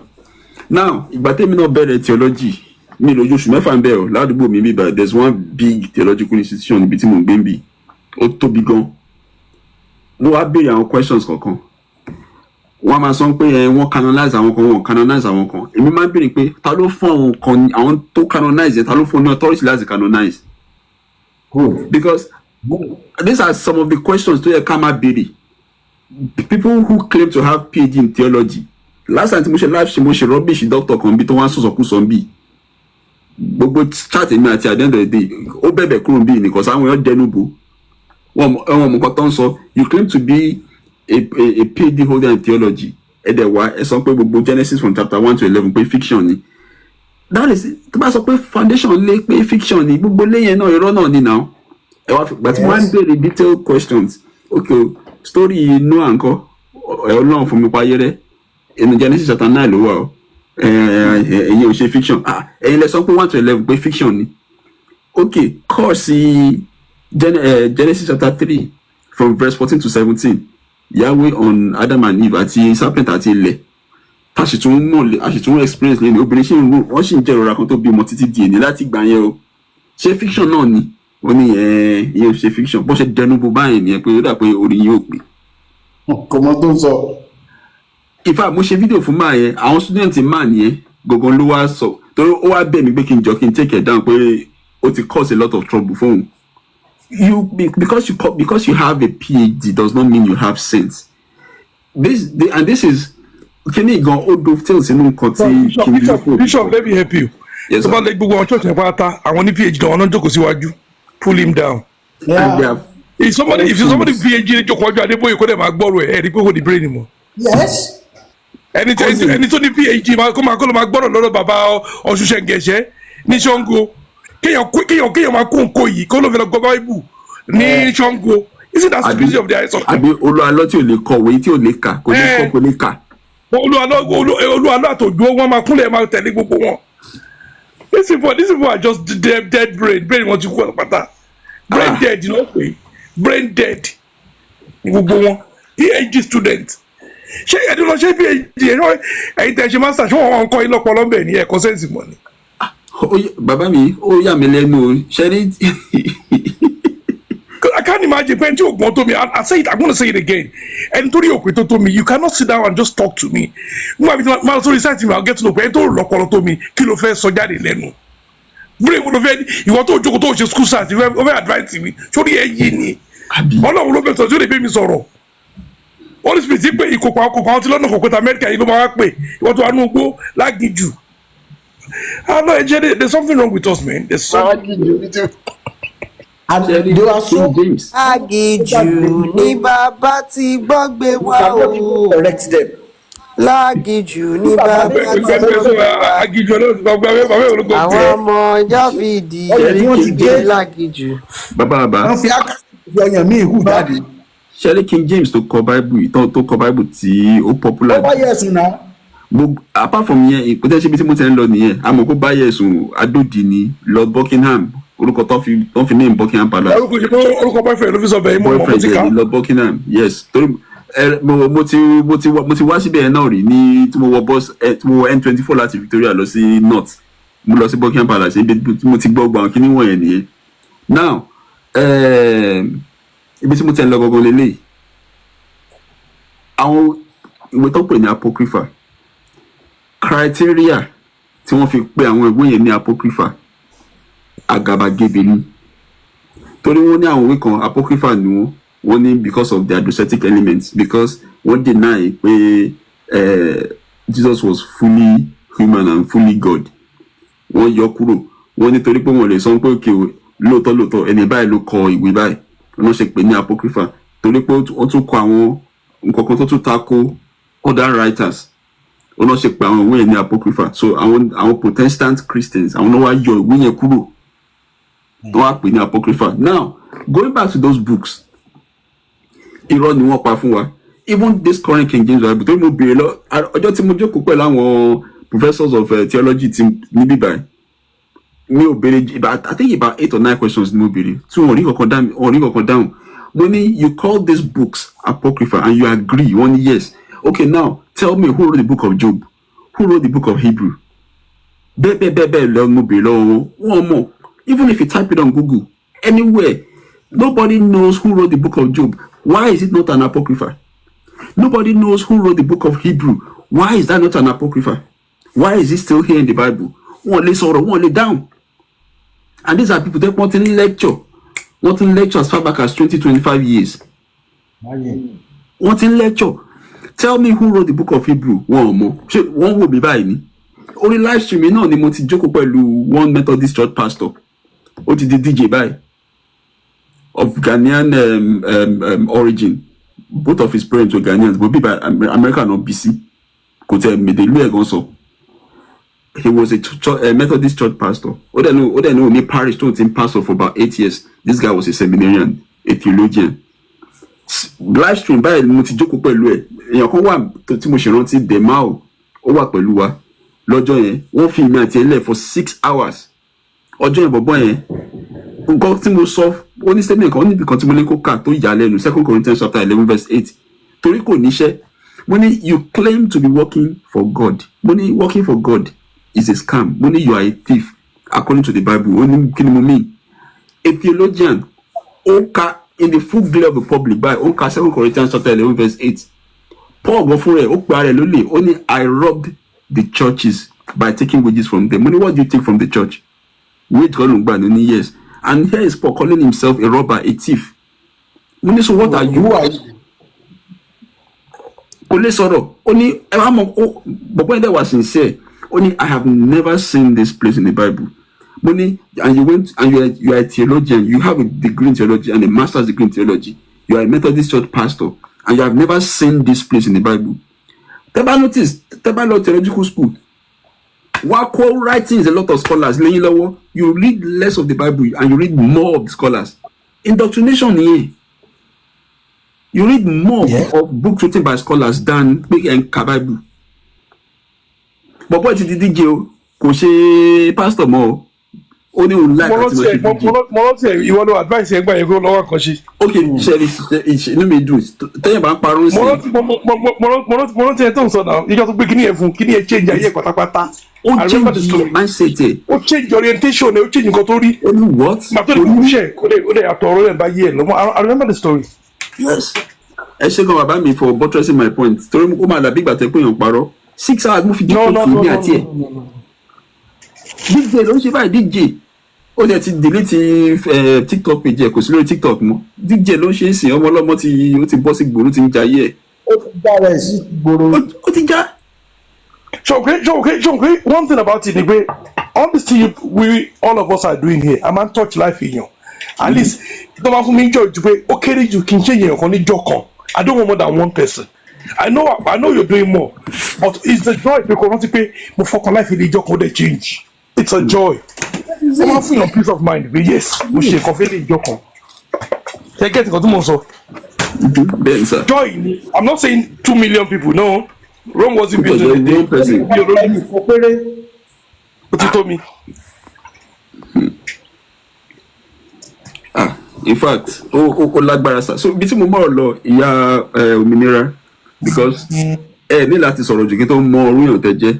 Mi ò rí, to be honest, mi ò really mọ̀ yín tẹ́lẹ̀. But mo máa ń rí àwọn post ilé kọ̀ọ̀kan, but I can tell you are theologian. But mo kẹ́ máa ti rí the proto-evangelium of James. Ibẹ̀ ni mo ti kà torí ìgbà kan ayé ìgbà tí mo máa ń preach mo máa ń wò pé okay ní Luke chapter 2 verse 36 kí ni reason tí Mary ṣe máa bímọ tó máa lọ fi ọmọ ẹ̀ hàn Anna, prophetess Anna, wọ́n dẹ̀ ló bless ẹ̀, and that was the end about Anna. Àwọn pípẹ́ kan yìí àpẹ́ ọ̀dẹ̀ lọ kí ni reason lọ́tọ̀ ti ìgbà tí mo bẹ̀rẹ̀ sí ní ka àwọn apocrypha wọ̀nyí ẹ lè believe pé prophetess Anna gbogbo ni mama Mary kò sí nínú Bible òun ló bí Mary. So Mary wo Mary tí Joseph fẹ́ at the age of 12 torí 12 years old ni Mary gbà tí Joseph fẹ́ ó dẹ̀ dẹ̀pọ̀ wá at the age of 16 ló bí Jésù. Mary ìyá Jésù, Joachim àti Anna the prophetess ni bàbá àti ìyá ẹ̀, and they were from the tribe of Asher according to that book. Tribe of Asher ni wọ́n. Now 12 years old Mary wà tẹ́ bá wo proto-evangelium of James tẹ́ bá wo chapter 8 Mary was 12 years old nígbà tí holy ẹ̀mí mímọ́ wọ́n ní kan bestow ẹ̀ fún Joseph, and Joseph was a widower. Ó ti bí géńdé ọmọ mẹ́rin tó ti of marriageable age. Bàbá àgbàlagbà ni Joseph torí Joseph ìfàkúmọ́ra bí nígbà tó pé mo kàn sọ̀rọ̀ off hand ẹ̀yẹ nǹkan síta jẹ gbọ́ torí wàtá ní kí Joseph fẹ́ Joseph ọkọ̀ yarí ìgbà náà. Báwo bá ṣe yẹ kí n máa gbé wá àbí ṣé ìwé ilẹ̀ fẹ́ kò ń ṣe Bible ló wà mi mọ̀ bí mo ti lè sẹ́ndẹ̀ sí proto-evangelium of ẹ̀sìn mi Telegram. Mi ní Telegram yìí o. Ṣé Big Joe náà lórúkọ yín ní Telegram? Bẹ́ẹ̀. But sí same phone náà ni mò ń lò yìí. Next time ẹ lè kà bí next time. Okay, next time màá send màá wá Telegram channel yìí màá send ẹ̀ sí ẹ yẹ kí n kà síta kẹ́ gbọ́ o. I'm reading from the Proto-Evangelium of St. James. This is an infancy gospel. Discovered in 125 AD. Only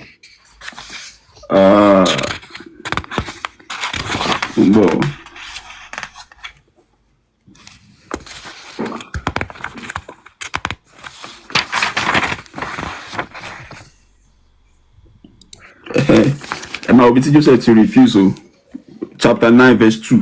Only and Joseph refused, saying, I have sons, I am an old man, but she is a girl.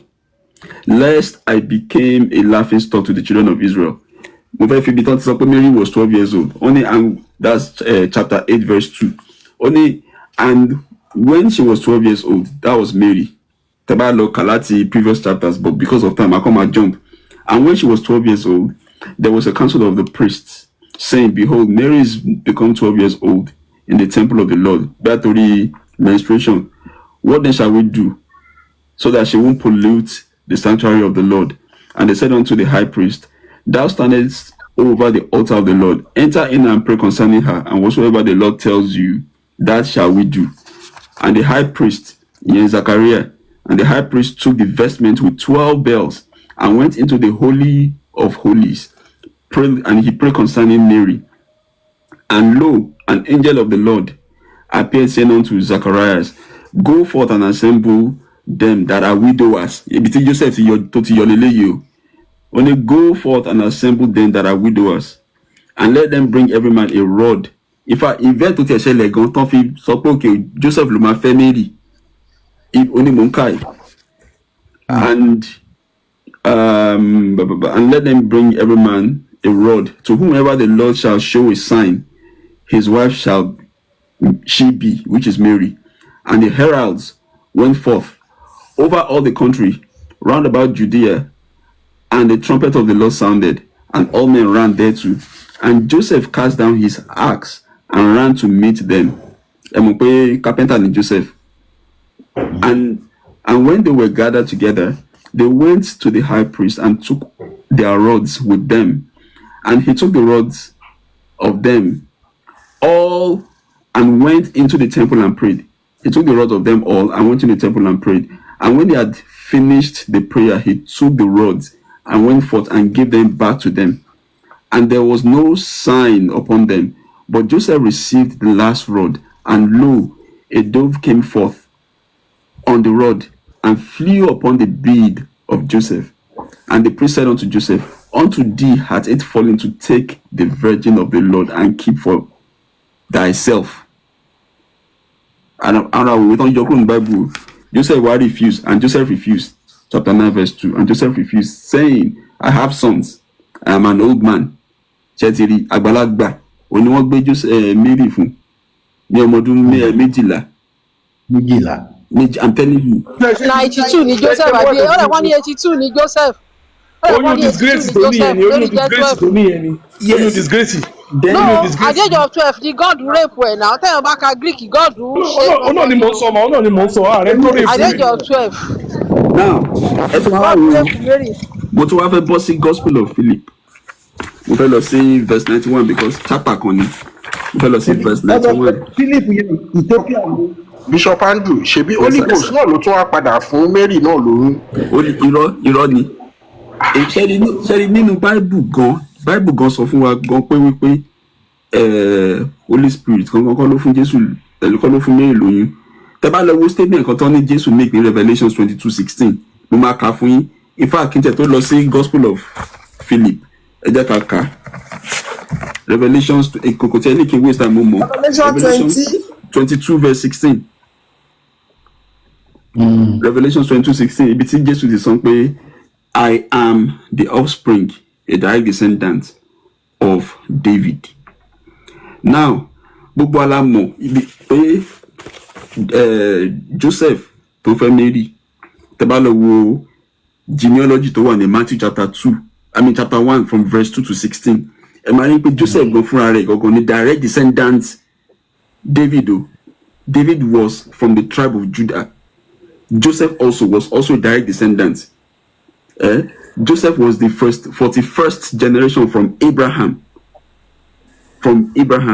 But David, tribe of Jesse, tribe of Judah. Joseph to fẹ́ Mary. Mary was not from the tribe of Judah. Mary was from the tribe of Asher, as contained in this proto-evangelium of James. Mary was from the tribe of Asher. Mary, her father, Joachim, her mother, Anna the prophetess, were from the tribe of Asher. So tí Mary tó bí Jésù bá wá láti tribe of Asher, Jésù wá sọ pé direct descendant David lòun. Ṣe rí pé làkúnà ti wà bẹ́ẹ̀, irú kan ti wà láàrin yẹn. Àfi tó bá sọ fún wa pé Holy Spirit ní tribe of Judah ní máa gbà. And lè sọ pé Holy Spirit ló wá láti tribe of Judah. Àbí ṣèbọn lọ́nà náà ní Holy Spirit ṣé ó tún ní tribe ní. Ẹ̀dẹ̀ sọ pé Joseph kan ló fún lóyún. Ẹni pé ẹ̀mí mímọ́ ló fún lóyún. But ìyá tó bí kò wá láti generation David, tribe of Asher, ó yàtọ̀ sí tribe of Judah. Now ẹ wá wo nǹkan tí Philip sọ, ara nǹkan tó fi yọ àwọn òwe ìkúrò Gospel of Philip. Ẹ tó bá ní Gospel of Philip lọ́wọ́ kó lọ sí verse 91. Ó ní it is I, Apostle Philip, saying, ẹ jẹ́ n lo glasses mi. Ó ní it is I, Apostle Philip. Ẹ wò mo fi comment brace sí kẹ́lẹ̀ mo ń pé mo mọ nǹkan tí mo ń kà. Ó ní it is I, Apostle Philip, saying, Joseph the carpenter planted a garden because he needed wood for his handcraft. It was he who made a cross from the trees which he himself planted, and the child of his semen was hung on that which he had planted, the tree. The child of his semen was underlining. Teba le ri dada. Sherry, the child of his semen was the child of his semen was Jesus. Joseph, even from their book, wọ́n pa irọ́, Jésù gan kò ṣe ọmọ Ọlọ́run, Holy Spirit kan ló fún Mary lóyún, Joseph ló dó lóyún. Ó dẹ̀ bí Jésù at the age of 16 as contained in the Proto-Evangelium of James. Ó wà nínú ìwé yìí, wọ́n yọ kúrò ní. Torí wọ́n mọ̀ pé tó bá gbé kíni wá bá wa nílẹ̀ wa, for example, pé báwo ọmọ 12 ṣe máa lóyún, wọ́n ṣe máa fún ọmọ 12 lọ lé ọkọ, ó takò làákàyè náà. Báwo ọmọ 16 ṣe máa bímọ? Abomination nílẹ̀ wa náà. Wọ́n á mú kíni wọ́n wá yọ kúrò, wọ́n á pa irọ́. Even from that King James, Abanikate synchronize àwọn ideas wọ̀nyẹn, ẹ máa rí pé a lè marry it together, because you cannot even deduce the tribe of Mary even from this King James Bible. Kò sí. And these are some of the questions tí mo béèrè nígbà tí mo kúrò ní School of Theology yẹn, tí mo ní mi ò ṣe mọ́. Mo ní pé okay o, ẹ̀ ń sọ fún mi pé Jésù pé tribe of Judah lòun ti wá, descendant of David lòun ti wá. Ṣé Mary náà, ṣé descendant of David náà ni Mary náà ni? Wọ́n lè dá mi lóhùn. Wọ́n ní àwọn scholars sọ pé according to the genealogy tó wà ní Luke chapter 3, tẹ́ bá lọ wò from verse 20 títí dé bí 30 something àbí 41 kan tiẹ̀ ni. Wọ́n ti ẹ̀ dárúkọ obìnrin kankan. The son of this who begat this, the son of this who begat that. Mo ní bo ni Mary wà níbí. Professor of theology. Yẹ́n rí pé professor of nonsense ni wọ́n. That's why I don't have any iota of respect for people. Well, if not for some people, tí mo ní personal encounter pẹ̀lú. Tí máa ti rí yàn kan tó wá ti pé doctor síwájú orúkọ ẹ̀, àbó lóun PhD holder, ìdìrín ni wọ́n, to be honest. I have a cousin tó ṣe parí ní University of Port Harcourt. Convocation ẹ̀ tó lọ, ó lóun bínú kúrò bẹ́ẹ̀ ni pé òun rí àwọn tí wọ́n award ní PhD certificate tí ò lè sọ òyìnbó. Ní Nàìjíríà, ẹni tí mo sọ yìí, ó wà ní comment section, mo ti rí láàárọ̀ yìí. Ó ṣe parí PhD ẹ̀ ní kò tí ju 3 months ago ní University of Port Harcourt. Ẹ pé mo dárúkọ nsìn, wọ́n ṣe convocation ní recently. Ó ní òun rí àwọn PhD holder ẹgbẹ́ òun tí wọ́n award ní certificate tí ò lè sọ English. Imagine. Kò ṣe kí bá mo fi condemn anything o. Mo láwọn lecturers kan tó kọ́ mi nígbà tá a wà l'Ogun State University. Tó yẹ pé òyìnbó ẹnu wọn ó terrible. Ó terrible. Òyìnbó ẹnu wọn terrible, and these are doctors. Àwọn kan náà máa wá láti UI nígbà yẹn, visiting lecturers from UI, from University of Ilorin, tó máa kọ́ òyìnbó ẹnu wọn ó terrible.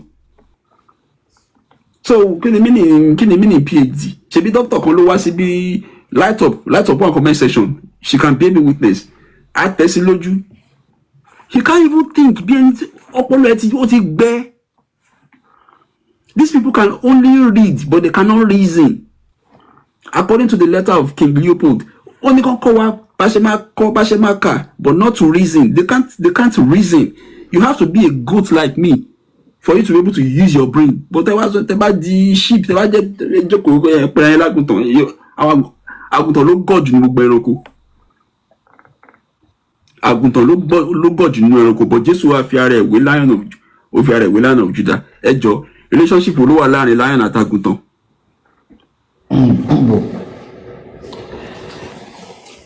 Relationship wo ló wà láàrin lion àti àgùntàn? Kọ́kọ́ máa pa wá jẹ bó bá ṣe wù wọ́n. Relationship wo ló wà láàrin lion àti àgùntàn? Ìwọ Lion of Judah wá pè mí ní àgùntàn. O fẹ́ pa mí jẹ nìyẹn náà. Exactly. O wá láti wá báyé mi jẹ́ nìyẹn náà. Lion àtàgùntàn wọn lè jọ gbénú ọgbà kan náà. Ẹ tiẹ̀ wo story.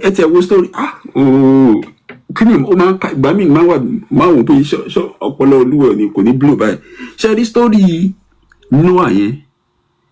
Ṣé ráwọn tó kọ kíní yẹn? Mo lórúkọ wọn bí o. Ibi tí mo ṣe research gbogbo àwọn tó bá King James tó ń bá ṣiṣẹ́. Gbogbo àwọn tó bá King James tó ń bá ṣiṣẹ́. Mo lórúkọ gbogbo wọn bí báyìí. Gbogbo àwọn tó bá kí àwọn tó interpret. Ó kó gbogbo àwọn ẹranko ní piers. Ṣẹ́rí tó wà lọ́wọ́ mi. Orúkọ gbogbo àwọn tó bá King James tó bá interpret Bible, supervised by the Archbishop of the Church of England at that time. Orúkọ gbogbo wọn àwọn tó interpret First Westminster Company, kò ṣe company business o, as a company of people. Wọ́n translate Bible from Genesis to 2 Kings. Àwọn kan tó gbé láti bẹ̀rẹ̀ lọ, wọ́n gbé dé Songs of Solomon. Àwọn kan tó gbé láti Isaiah de Malachi. Àwọn kan gbé gbogbo Gospels, Acts àti Revelation. Àwọn kan tó translate gbogbo epistles, gbogbo ẹ̀ ló wà níbí. Mo lórúkọ gbogbo wọn wà níbí báyìí. Research náà la ṣe débẹ̀. Library kan tí mo ti lọ kà tí mo ti snap gbogbo ẹ̀. Orúkọ gbogbo wọn. And all these people were not believers. Those that interpreted this ìwé burúkú tá n káàkiri tá n pè ní ìwé Ọlọ́run yìí, they were not, wọ́n ṣe nígbàgbọ́. Mo ní orúkọ gbogbo wọn pátápátá 47 ní gbogbo wọn. Wọ́n ṣe nígbàgbọ́. So wọ́n ní àwọn Adébóyè, àwọn Oyèdépò, Kúmúyì, Abíára, rádaràdá tó ń ṣe káàkiri tó ń láwọn ń wàásù wọn náà. In fact, ṣèèṣì náà bí mi ṣe mọ ṣèèṣì ní gbogbo mírẹ́kù tó ń sọ ń pa Babalọ́lá yẹn irọ́ burúkú ni. Tó bá gbé Bible ní Babalọ́lá kà tó fi ṣiṣẹ́ àrà àti iṣẹ́ ìyanu yẹn, irọ́ ni. Nǹkan mélòó ń lò? Mo tún sọ publicly, irọ́ ni Babalọ́lá pa, irọ́ ni. Ẹni tó lọ ní ogbó tí àǹjọ̀nú wọnú ara ẹ̀ táǹjọ̀nú sọ̀rọ̀ tó ń tẹ̀lé. Ìgbà ni Babalọ́lá náà ṣe bàbá ẹ̀ ò kì í ṣe bọ́nẹ̀kì ẹni tó tẹ fáfún tó ṣòro wá fún kékeré nìyà. Pé ó ṣe báìbù kankan. Ṣé báwọn sí èsì máa ń pògèdè ńgbà tá a kéré? Tẹ̀bí ṣọ́ọ̀ṣì láti kọ́ bọ́ ṣe ń pògèdè. Èèyàn kan ní Babs àwọn bàbá wo ní ìwà ńgbà tá a ṣì kéré báyìí. Send a request and come and tell me the truth. The ranting, and I told him to come upstairs. Come and say your own. Ìgbà tí ẹ mọ̀ pé Jésù yẹn lágbára, òyìnbó rí ẹ kọ́kọ́ patronize agbára yẹn.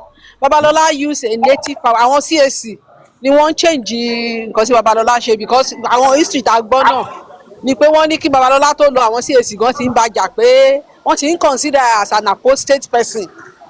Ẹ wọ̀ pé CAC ti bílẹ̀ ni. Before he dismiss, they have been condemning him. Ìyá mi ló mọ kẹ́ máa gbọ́ papa Elton. Ẹ̀gbọ́n mọ̀ nípa Elton sọ pa Babalọ́lá. Bẹ́ẹ̀ni. Irọ́ náà wípé yẹn kàn pa fún wa, irọ́ náà pa fún wa. Ancestor ẹ̀bọ amint.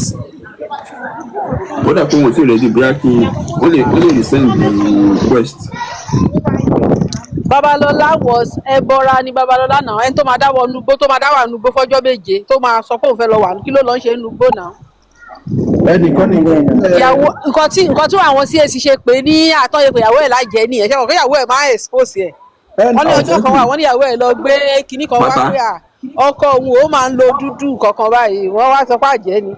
Wọ́n wá ní ó fẹ́ bà ministry ẹ̀ jẹ́ torí pé woman yẹn máa expose bàbá ni.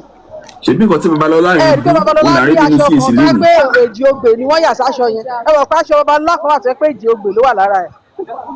Ó wà ní píṣọ̀ táwọn CAC máa ń display dọ́là. Èjì ogbè ni wọ́n fi iṣẹ́ ọlọ́tẹ̀ sára aṣọ yẹn náà. Wow. So ibẹ̀ lẹ máa fi mọ̀ káwọn Babalọ́lá fúnra wọn ìbílẹ̀ ni wọ́n àwọn CAC ló wá ń change ẹ̀. Sorry. Wọ́n ní kò gbé òun sókè o. Awakening kò gbé òun sókè awakening. Mo lè wá fún ìpàdé fún No, àyè wà bẹ́ẹ̀ mà. Ebi Sam Ojo ń pògèdè lórí hypocrite lórí fídíò tàbí ebi Sam Ojo ń pògèdè ń bẹ̀ àbí kò pògèdè ibi ń bẹ̀. ṣadé CAC tẹ living room bàbá mi náà ti bẹ̀rẹ̀ ẹ̀ lọ́dọ̀ wa nílùú wa living room bàbá mi yà wá gbọ́ ara àwọn first CAC so ẹ̀yàn kan lè pàtó CAC fẹ́mi CAC mo dàgbà sí. èèyàn kọ́ ló. ẹ má dá èṣù bí ilẹ̀ ló ń jẹjẹ ranting and I told him several times to send his request. Ṣé kò ṣe ṣubú yìí wá kọ́ lélẹ́yìí ni? No, kì í ṣe ṣubú yìí wá o, bàbá ẹ̀ mọ̀ ṣubú yìí ni. Ó lóun fẹ́ engage mi kó send request now. He's been saying someone is telling lies. Come and say your truth, please. If you have a contract, come and say. Baba Crown mo kì í sá o. Baba Crown ní ká sọ. ṣé báwọn oníṣẹ̀ṣe ló kóra wọn jọ àwọn lẹ́lẹ̀ máa sọ fún parọ́ àwọn atẹ́ ń bá sọ̀rọ̀ yìí Christian ládàgbà sí. Jẹ́ kí n bọ́lẹ̀ fún Baba Crown. Jẹ́ n bọ́lẹ̀ fún Baba Crown. ẹ jẹ́ kí n bọ́lẹ̀ bàbá ẹjọ́ sókè ẹ jẹ́ kí n bọ́lẹ̀ ẹjọ́. Bishop tẹ bá ti ráì mo ní topic kan tí mo kàn ṣe little work lé lórí bóyá tó bá lè fún mi láti tẹ̀lé but mi ti screenshot ẹ o like. ẹ̀yin lè gbé wọn wọlé o. ẹgbẹ́ ìṣubí yìí sókè. mo ti send request ní Baba Crown they should be send request mi ò rí request ẹ fún comment section ni. ṣe change orúkọ yẹn sí Jésù bí yìí kí ló ń Jésù bí yìí fún change orúkọ yẹn sí Jésù bí yìí. ó fẹ́ máa fi wájà ní jàre. àjẹ máa tẹ́ sí lójú ni èmi ò mọ kankan nípa báìbù yìí mo dúró síbẹ̀ láti tẹ̀ lójú ní má bọ̀ lókè. wọ́n ti èékánná ti ṣẹ́ sínú ọpọlọ ẹ̀ èékánná tó gùn ó ti ṣẹ́ sínú ọpọlọ ẹ̀. Baba Crown ẹ káàbọ̀ sá ẹ káàsùn sá mo kì í sá. ẹ káàsán Bishop Andrew. Yes sir bàbá mi. mo gbádùn yín seriously. mo kì í sá o. mo kì í dàrí ẹsẹ̀ wo dúpẹ́. bàbá mi bàbá Crown. ẹ káàsán sá o bàbá mi ṣe wà ó kẹ kújọ mẹ́ta. ẹ wọ ọjọ́ kan pẹ̀lú mo tẹ̀lé pọ́n máa wà láìpẹ́ yìí nìkan wọlé ni o. èmi kan máa wà láìpẹ́ mo tẹ̀lé pọ́n fẹ́ gbẹ̀mí mi.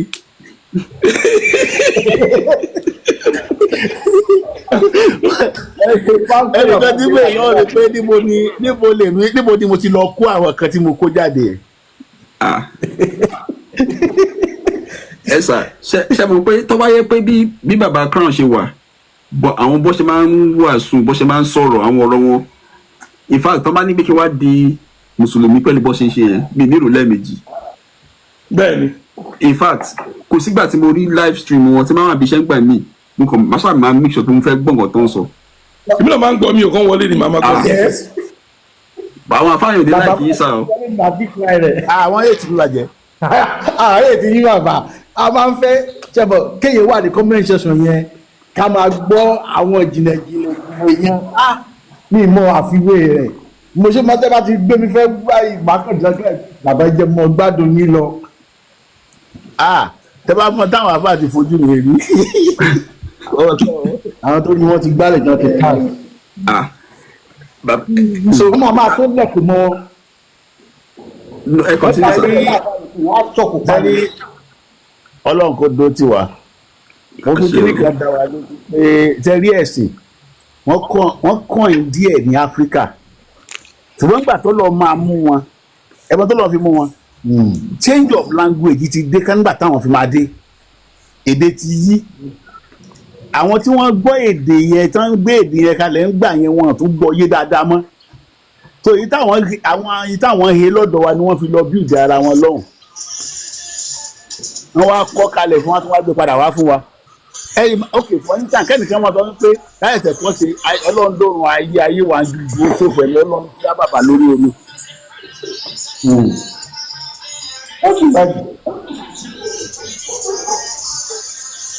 wọ́n dà pé nìkan ń pariwo mẹ́rin. ó dà pé mínísítà mi ẹ yẹ kí n mute wọn.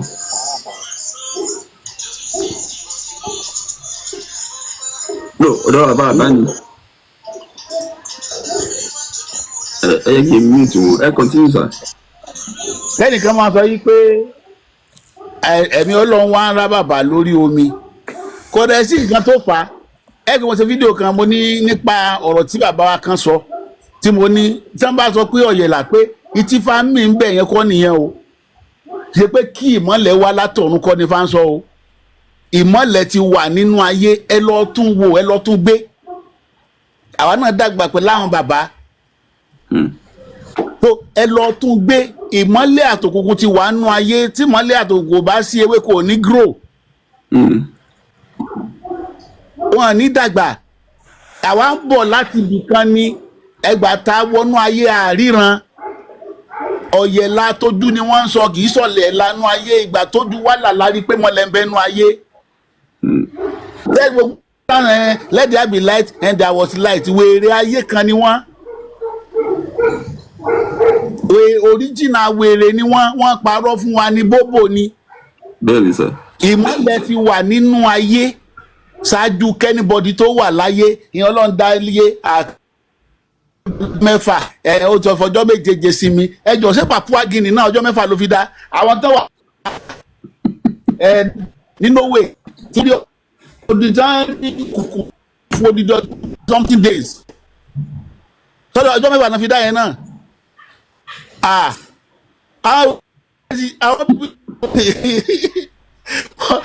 Ayé wa jẹ́ gan Áfíríkà. Wọ́n ní kó fẹ́ ìbátan àfáà níṣòro.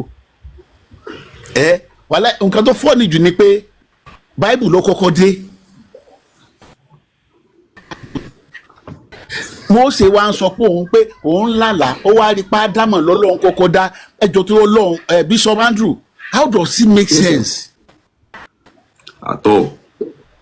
So make sense ní kẹ́kẹ́ sọ pé òun lálàá, òun wá rí pa Ádámọ̀ lọ́lọ́run kọ́kọ́ dá. Àwa náà wá gba wáàyí.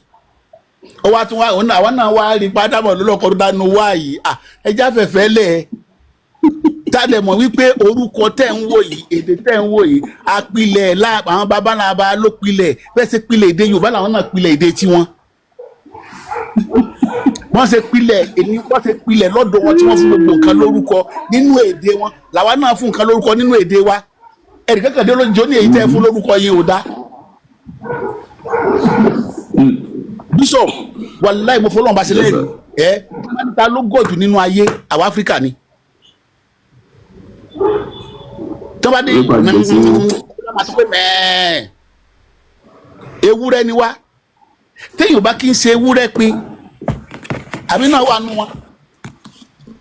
Báwo ni ẹnìkan láti fún àwọn bàbá wa gbàgbà tí wọn ò tí ì dàgbà, ìran tí wàá dàgbà lénìí ìlú wọn à ń rí nígbà kan náà, gbogbo tó ń ṣẹlẹ̀ nínú ayé lájọ́ ń rí. Ó ṣe tó padà mọ́ sọ fún mi pé ìwé Ọlọ́run ìwé lè tọ́lọ́run ò sì fún kankan lórúkọ nínú ayé. Ẹnìkan ló ń fẹ́ wá sókè wá defend Christianity, olùwẹ́kẹ̀mí náà tiẹ̀ wá. Kò dẹ̀ send request, mo ti ní kó send request látẹ̀kọ́ kó ó dàbò ti sá lọ gan. Àtọ́wá mọ̀ mi kò ní wọlé. Kò send request ní orí. Àní tó bá mọ̀ mi kò ní wọlé. Torí ó máa gbé ẹ kúrò nínú ìwé yẹn, wàá bọ́ta wàá ṣàlàyé fún mi. Odi Jẹ́ríkò dàmbò náà mọ́ sí. Àwọn ìjọ wo nìjọ Yájújù àti Májújù ń bo ló wà nínú ayé. Gbogbo tó wà nínú ìwé yẹn wàláhì kò sí evidence. Kò sí o. Kò sí evidence kankan nínú ayé fún un. Kẹ́nìkan lálàá kó máa sọ pé Abrahamu ó ṣe báyìí lójú oorun. Ànábì náà wá gba wáyìí, ó wá níbẹ̀ ó wá lóun náà lálàá pé Ànábì Ibrahim ó tọrọ ọmọ lọ́wọ́ Ọlọ́run. Ọlọ́run wá rán màláíkà sí. Who is màláíkà? Àwọn gan ni màláíkà. Sábà mọ tí jẹ́ bẹ́ẹ̀ ni. Àwọn kan pe màláíkà ní angel lọ́dọ̀ wọn. Ẹ̀yin wá dọ̀dọ̀ wọlé dé tí. Baba Crown àtẹ̀mí àtẹ̀yìn àtàwọn tó àròyìn tájọ́ ṣe kí ni àwa ni màláíkà, kò sí ẹni tó jù wá lọ. Exactly. Àwa ni màláíkà kò sí nǹkan, àwa nìkan ni màláíkà wa. Ó sì kẹ́kẹ́ tó wà bẹ́ẹ̀. Tó bá máa gbé màláíkà wá sílẹ̀ wa ẹbọra láfitú. Tàbí ká sọ ká pé àti ẹ̀ lè pé lóòṣà. Torí àwọn oríṣàdá ti wá ṣe nǹkan. Tàbá pèèyàn ní òòṣà pé ẹni oríṣàdá, ká tó pè lẹ́ni oríṣàdá, ó ní nǹkan tó ṣe. Ó ní nǹkan tó ṣe. Yes. Ẹ kàn jẹ́ kí n bá yín dá sí area yẹn. Ṣé rí màláíkà àti angel ìkọ̀kan náà ni? Ṣé rí àwọn Jew wọ́n máa ń pè ní malak. Àwọn Greek ló pè ní angel. Ṣé wá rí kàtígórì mẹ́ta ni wọ́n wà? Àwọn kan wà tó yẹ pé èèyàn ni wọ́n. Ṣé rí angel báyìí messenger òjíṣẹ́. ẹni tó bá ṣèyàn lóore ṣe rí irú àwọn tàn táwọn bàbá máa ń pa láyé àtijọ́ pé bóyá wọ́n èèyàn kan ṣẹ̀ wọ́n wá lè lọ sínú igbó tó wá ń dé yẹn ó wá pàdé iwin kan iwin yẹn wá ṣe lóore iwin yẹn wá sọ pé nǹkan báyìí ni kó máa fi san ẹ̀san fún òun padà ìdílé yẹn wọ́n gbọ́dọ̀ máa ṣe so àwọn yẹn ni àwọn òyìnbó ń pè ní God tó tún máa ń pè ní angel ẹ̀rí pé wọ́n refer Bible God as angel of the Lord nínú Genesis chapter 6 ṣé nínú Genesis 6 ni ṣé Mose bóyá fẹ́ Exodus wọ́n sọ pé and the angel of the Lord appeared to Moses wọ́n tún ní and God ṣe ti rí bẹ́ẹ̀ yẹn so òyìnbó máa ń pè wọ́n ní God wọ́n tún máa ń pè wọ́n ní àwọn mistake táwọn bàbá wa ṣe ni pé láti pe Ọlọ́run ní God Ọlọ́run ò ń ṣe God so àwọn ẹ̀dá ni òyìnbó ń pè ní God báwa ṣe ń sọ pé àwọn baba ńlá tiwa ló dá gbogbo nǹkan yẹn làwọn náà sọ pé àwọn baba ńlá tiwọn ló dá nǹkan ṣùgbọ́n pé àwọn baba ńlá wọn yẹn ní God ibi táwa ti wá gọra wa ni pé àwa wá pé àwọn baba ńlá wọn lọ́lọ́run ṣe rí pé a ti bring ara wa down bẹ́ẹ̀ yẹn because a ti equate a ti fi àwọn baba ńlá wọn sí above òun náà ṣe máa ń sọ pé àwọn òrìṣà so ṣe rí angel iwin egbére àti ẹbọra àwọn gúùpù angel nìyẹn ṣẹ̀rẹ́ àwọn tó bá wá ń pè ní archangel àwọn yẹn ní irú kàtígórì ìyẹn ní Greek kàtígórì àwọn táwa ń pè ní irúnmọlẹ̀ ẹ ti understand báyìí àwọn ẹ̀dá tí Ọlọ́run dá tó yàtọ̀ pátápátá tó jẹ́ pé mi ò mọ English yẹn sálọ lórí mi ó ní English tó máa fi ń pè wọ́n ẹjọ English wo la fi lè fi describe àwọn Ògún àwọn Ṣàngó ta kò pé ta sọ pé wọn superwoman yes tí wọn bí àwọn yẹn náà máa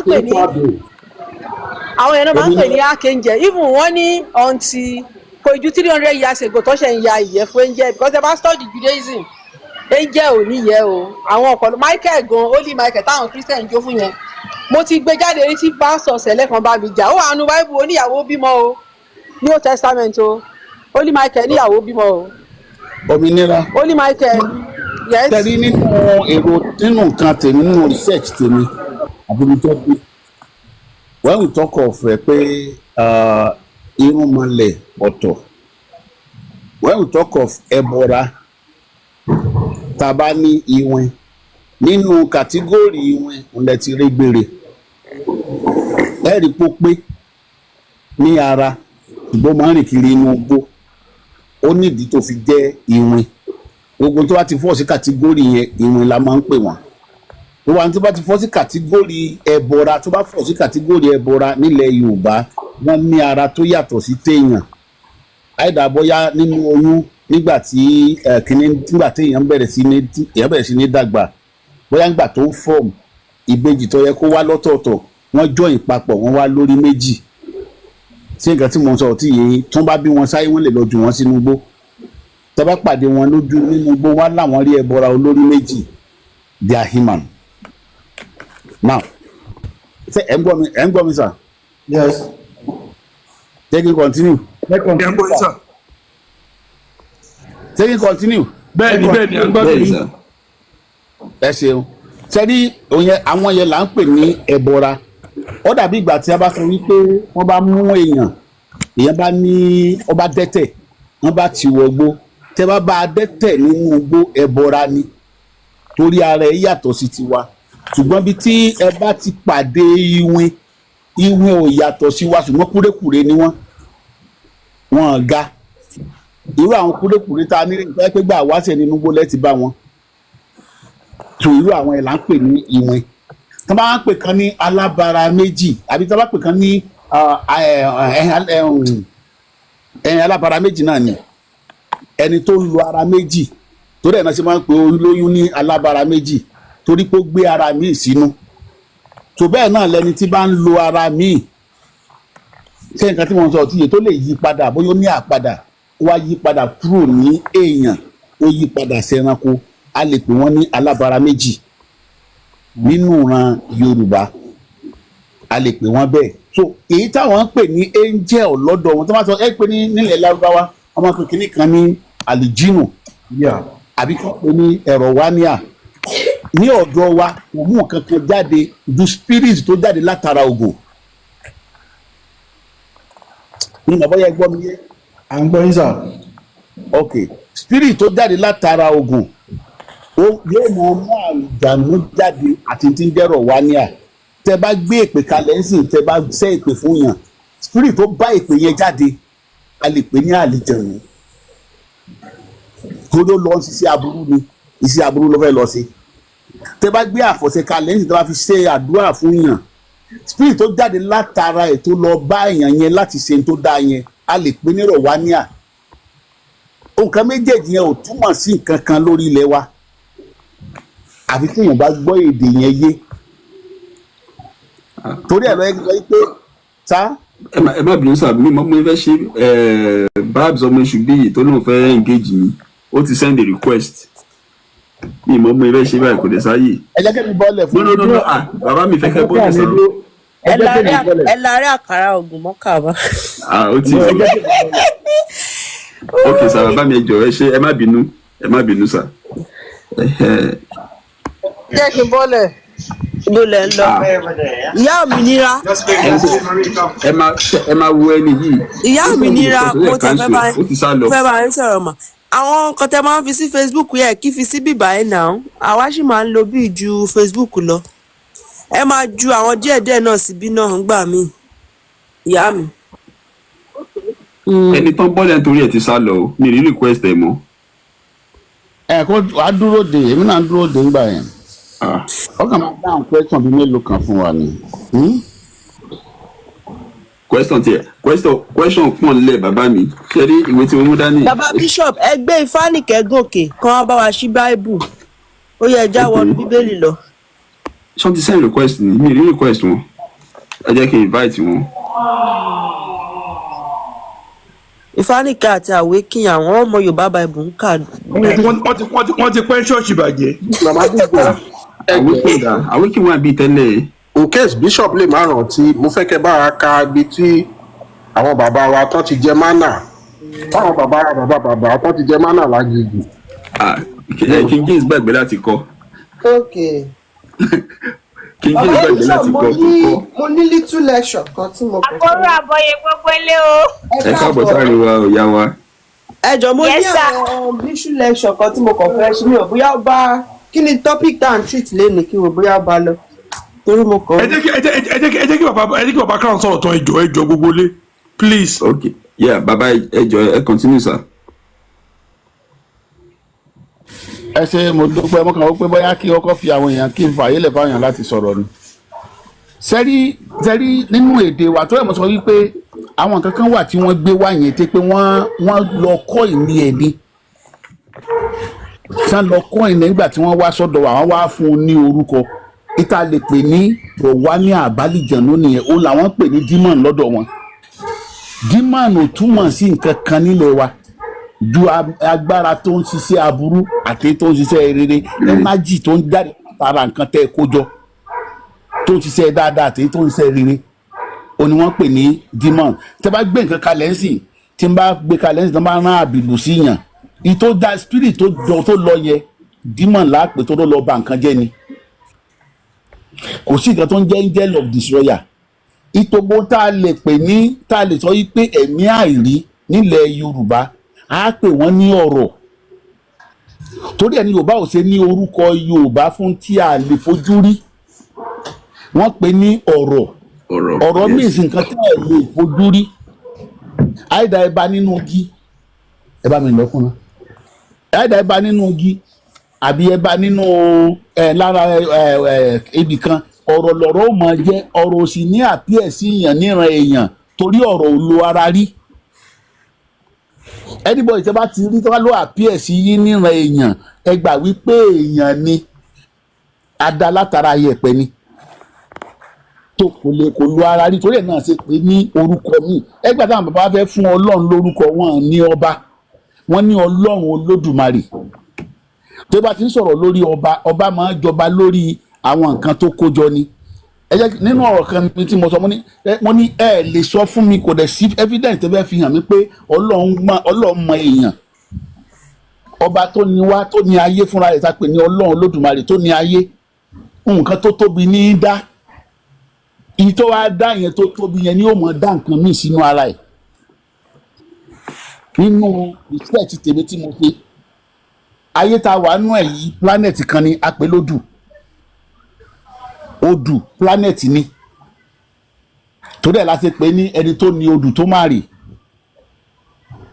so planet ni odù now nínú universe ẹ mọye planet wọ́n ti discover lẹ́ni. over 2 trillion. now nínú universe tá à ń sọ̀rọ̀ ẹ̀ yìí ní ayé yìí táwa wà bẹ́ẹ̀ yìí wọ́n láyé mẹ́jọ ló ń kọ̀ ní òyìnbó ayé táwa náà yìí control nínú ìrìn àjò wọn tí mo sì mọ̀ bójú bẹ́ẹ̀ lọ wọ́n ti ká filẹ̀ bẹ́ẹ̀. now nínú ayé tí òun control yìí ẹ wo arí mẹ́jọ sọ́lọ́run tó dá mẹ́jọ yìí tó dá Júpítà tán ló sì tóbi ju ayé táwa ń bẹ̀ lọ nígbà 11 ní ẹ̀sẹ̀ wa wọnú ayé yìí wá ní ó wàá máa fọwọ́ mọ èèyàn lẹ́wàá tó ń pé Ọlọ́run mọ èèyàn ó mọ Ádámọ̀ ó yọ ìfù lára ẹ̀ ẹ fílẹ̀ náà ẹ̀ ń wá ìní mi ni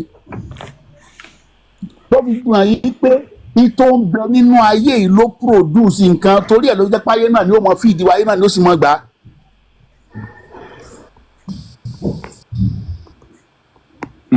ayé náà produce nǹkan ayé náà ló sì mọ gbà níjọ́ téèyàn dáyé ẹnìkan bèrè ọ̀kan lọ́wọ́ mi lọ́jọ́ kan mo nílù níjọ́ téèyàn dáyé kò sóúnjẹ àwa la design jíjẹ àwa la design mímu àwa la pé ó plane kalẹ̀ nígbà dédé nígbà tọ́rọ̀ dé la bẹ̀rẹ̀ sí ní sọ̀rọ̀ nígbà tí ìmọ̀ débì kan a bẹ̀rẹ̀ sí ní ṣèwé àṣebáírò ẹnì kó ti máa wá sọ wípé àlẹ́ díẹ̀ lámọ̀bìlẹ̀ kọ́lámì nínú wọn náà ti ń ṣe bọ́lọ́wọ́n bá ti máa fi máa mọ̀ ẹ̀ pẹ̀lú gègé èwo ń bẹ̀ tẹ́lẹ̀ yìí tá a ṣe fúnra ara wa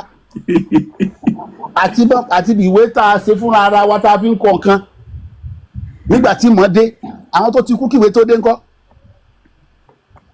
So those are the things but I see Africa pé àwa tún ṣé dọ́là ni máa pè wá ọpọlọ àwọn èèyàn ò jí rárá òun ló yìí jẹ́ ká sì remain nínú kéèjì tí wọ́n kó wa sí yẹn to be sincere torí tí ẹ bá lọ wo. ṣé mọ̀ pé God ṣé mọ̀ pé Allah ò kì í ṣe Ọlọ́run ṣe mọ̀ pé Allah náà yàtọ̀ sáwọn Allah náà ó live in the ancient days ni o ìdí nìyẹn tó ń ṣe máa ń relate Allah bí èèyàn ẹni wọ́n máa ń describe Allah ó ń gbé owó ìyàwó òde nípa àwọn colonial.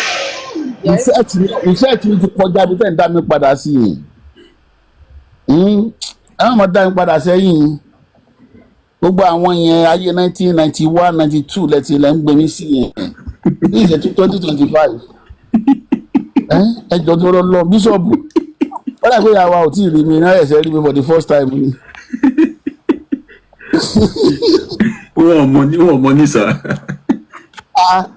ẹ wọ́n padà sẹ́yìn ìjàre sẹ́rí ó wà very annoying torí iye ní ara ayẹ̀pẹ̀ tá a ti jáde yìí òun náà ni ó provide gbogbo ń tá a jẹ torí ẹ̀ ló jẹ́ pé lineage kọ̀ọ̀kan ó ní síìdì kọ̀ọ̀kan tó jáde ńbẹ̀ tó jẹ́ tàwọn èèyàn tó wá sọ pé àyànmọ́ ọlọ́wọ́ òye àyànmọ́ kankan náà ilẹ̀ ló fún wa láyànmọ́ ilẹ̀ ló ní kádàrá ẹ̀ ilẹ̀ ló láyànmọ́ tó pé fún gbogbo èèyàn ilẹ̀ ló ní tó bá ti èyí tó pé fún lineage yín ta ló sọ wípé owó ò níran àwọn ìdílé kan àtàn lè tòṣì o honestly ẹ sì lọ́wọ́ wọn tó jẹ́ pé tó jẹ́ fi wọ̀nyí pé gbogbo nǹkan ló ní lineage so kẹ́nìkan wá sọ fún mi pé nígbà tó bá okay for instance Bishop Andrew yes sir ṣebí wọ́n sọ fún wa wípé tẹ́ bá ń ka ìsájà ẹ lówó ìṣèjà náà ṣe ọlọ́wọ́ wà fàtó wàrà ìtẹ̀nà ṣe yé dínà fi ní ọ̀fù wọ́ọ̀jẹ̀n àbí bẹ́ẹ̀ kọ́ ẹjọ́ tó lọ́wọ́ ẹgbẹ́ lọ́wọ́ kí ló dé táwọn afáà tó ń gbénu yàrá kan. tí àwọn ń ta fùfú tó tóbi.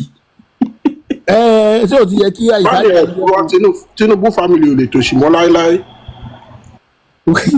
wọn àtòsí ńgbà kan rí ẹ lọ wò wọn ìwòkó dórúkọ Tinubu tiẹ̀ ti sórí rẹ̀ lọ́tọ̀.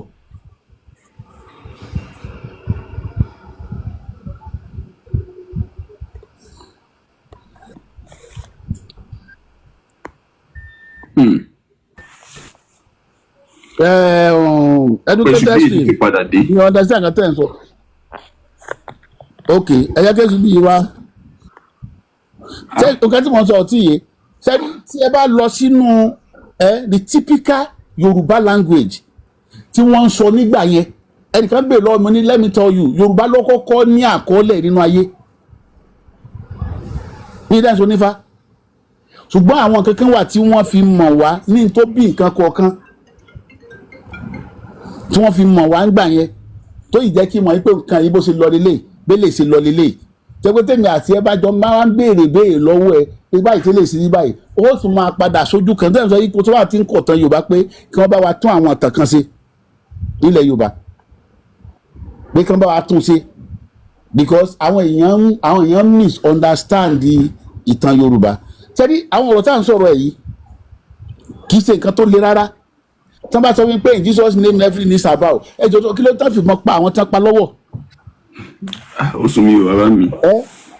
Jésù wà àwọn vacation ni tálámútàlà káífà yẹn kùrì sí yù tó bá ń sọ yàn kí ló tán Amẹ́ríkà tó ń sọ Káàbà.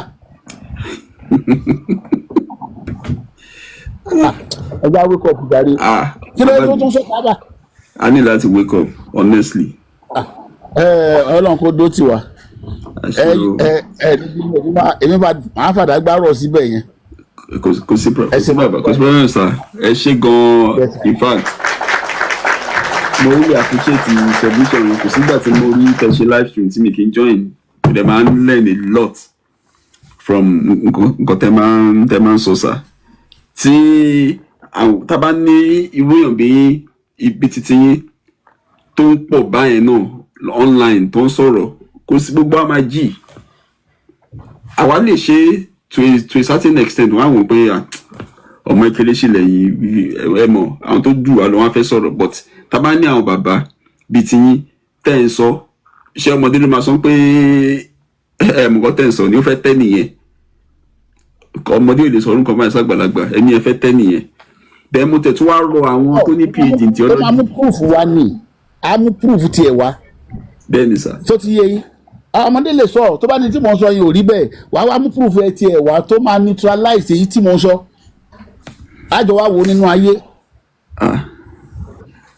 èmi tẹ̀ máa rọ àwọn tó ní PhD in theology àwọn theologians kí wọ́n máa kẹ́kọ̀ọ́ lọ́dọ̀ yín wọ́n á mọ bó ṣe ń ronú because àwọn people wọ̀nyẹn bí ìgbà tó yẹ pé wọ́n ti label wọn as zombie wọn ò lè ronú. ètò wá sórí péjì bíbá the last time tí mo ṣe live stream ló ń sọ pé torí pé fi dókítà wá síwájú orúkọ ẹ̀ listen to me kíníkan o let me speak mo mọ̀ pé àbílẹ̀ ìyàwó rẹ̀ ni èmi listen to you tóró jẹ́ PhD holder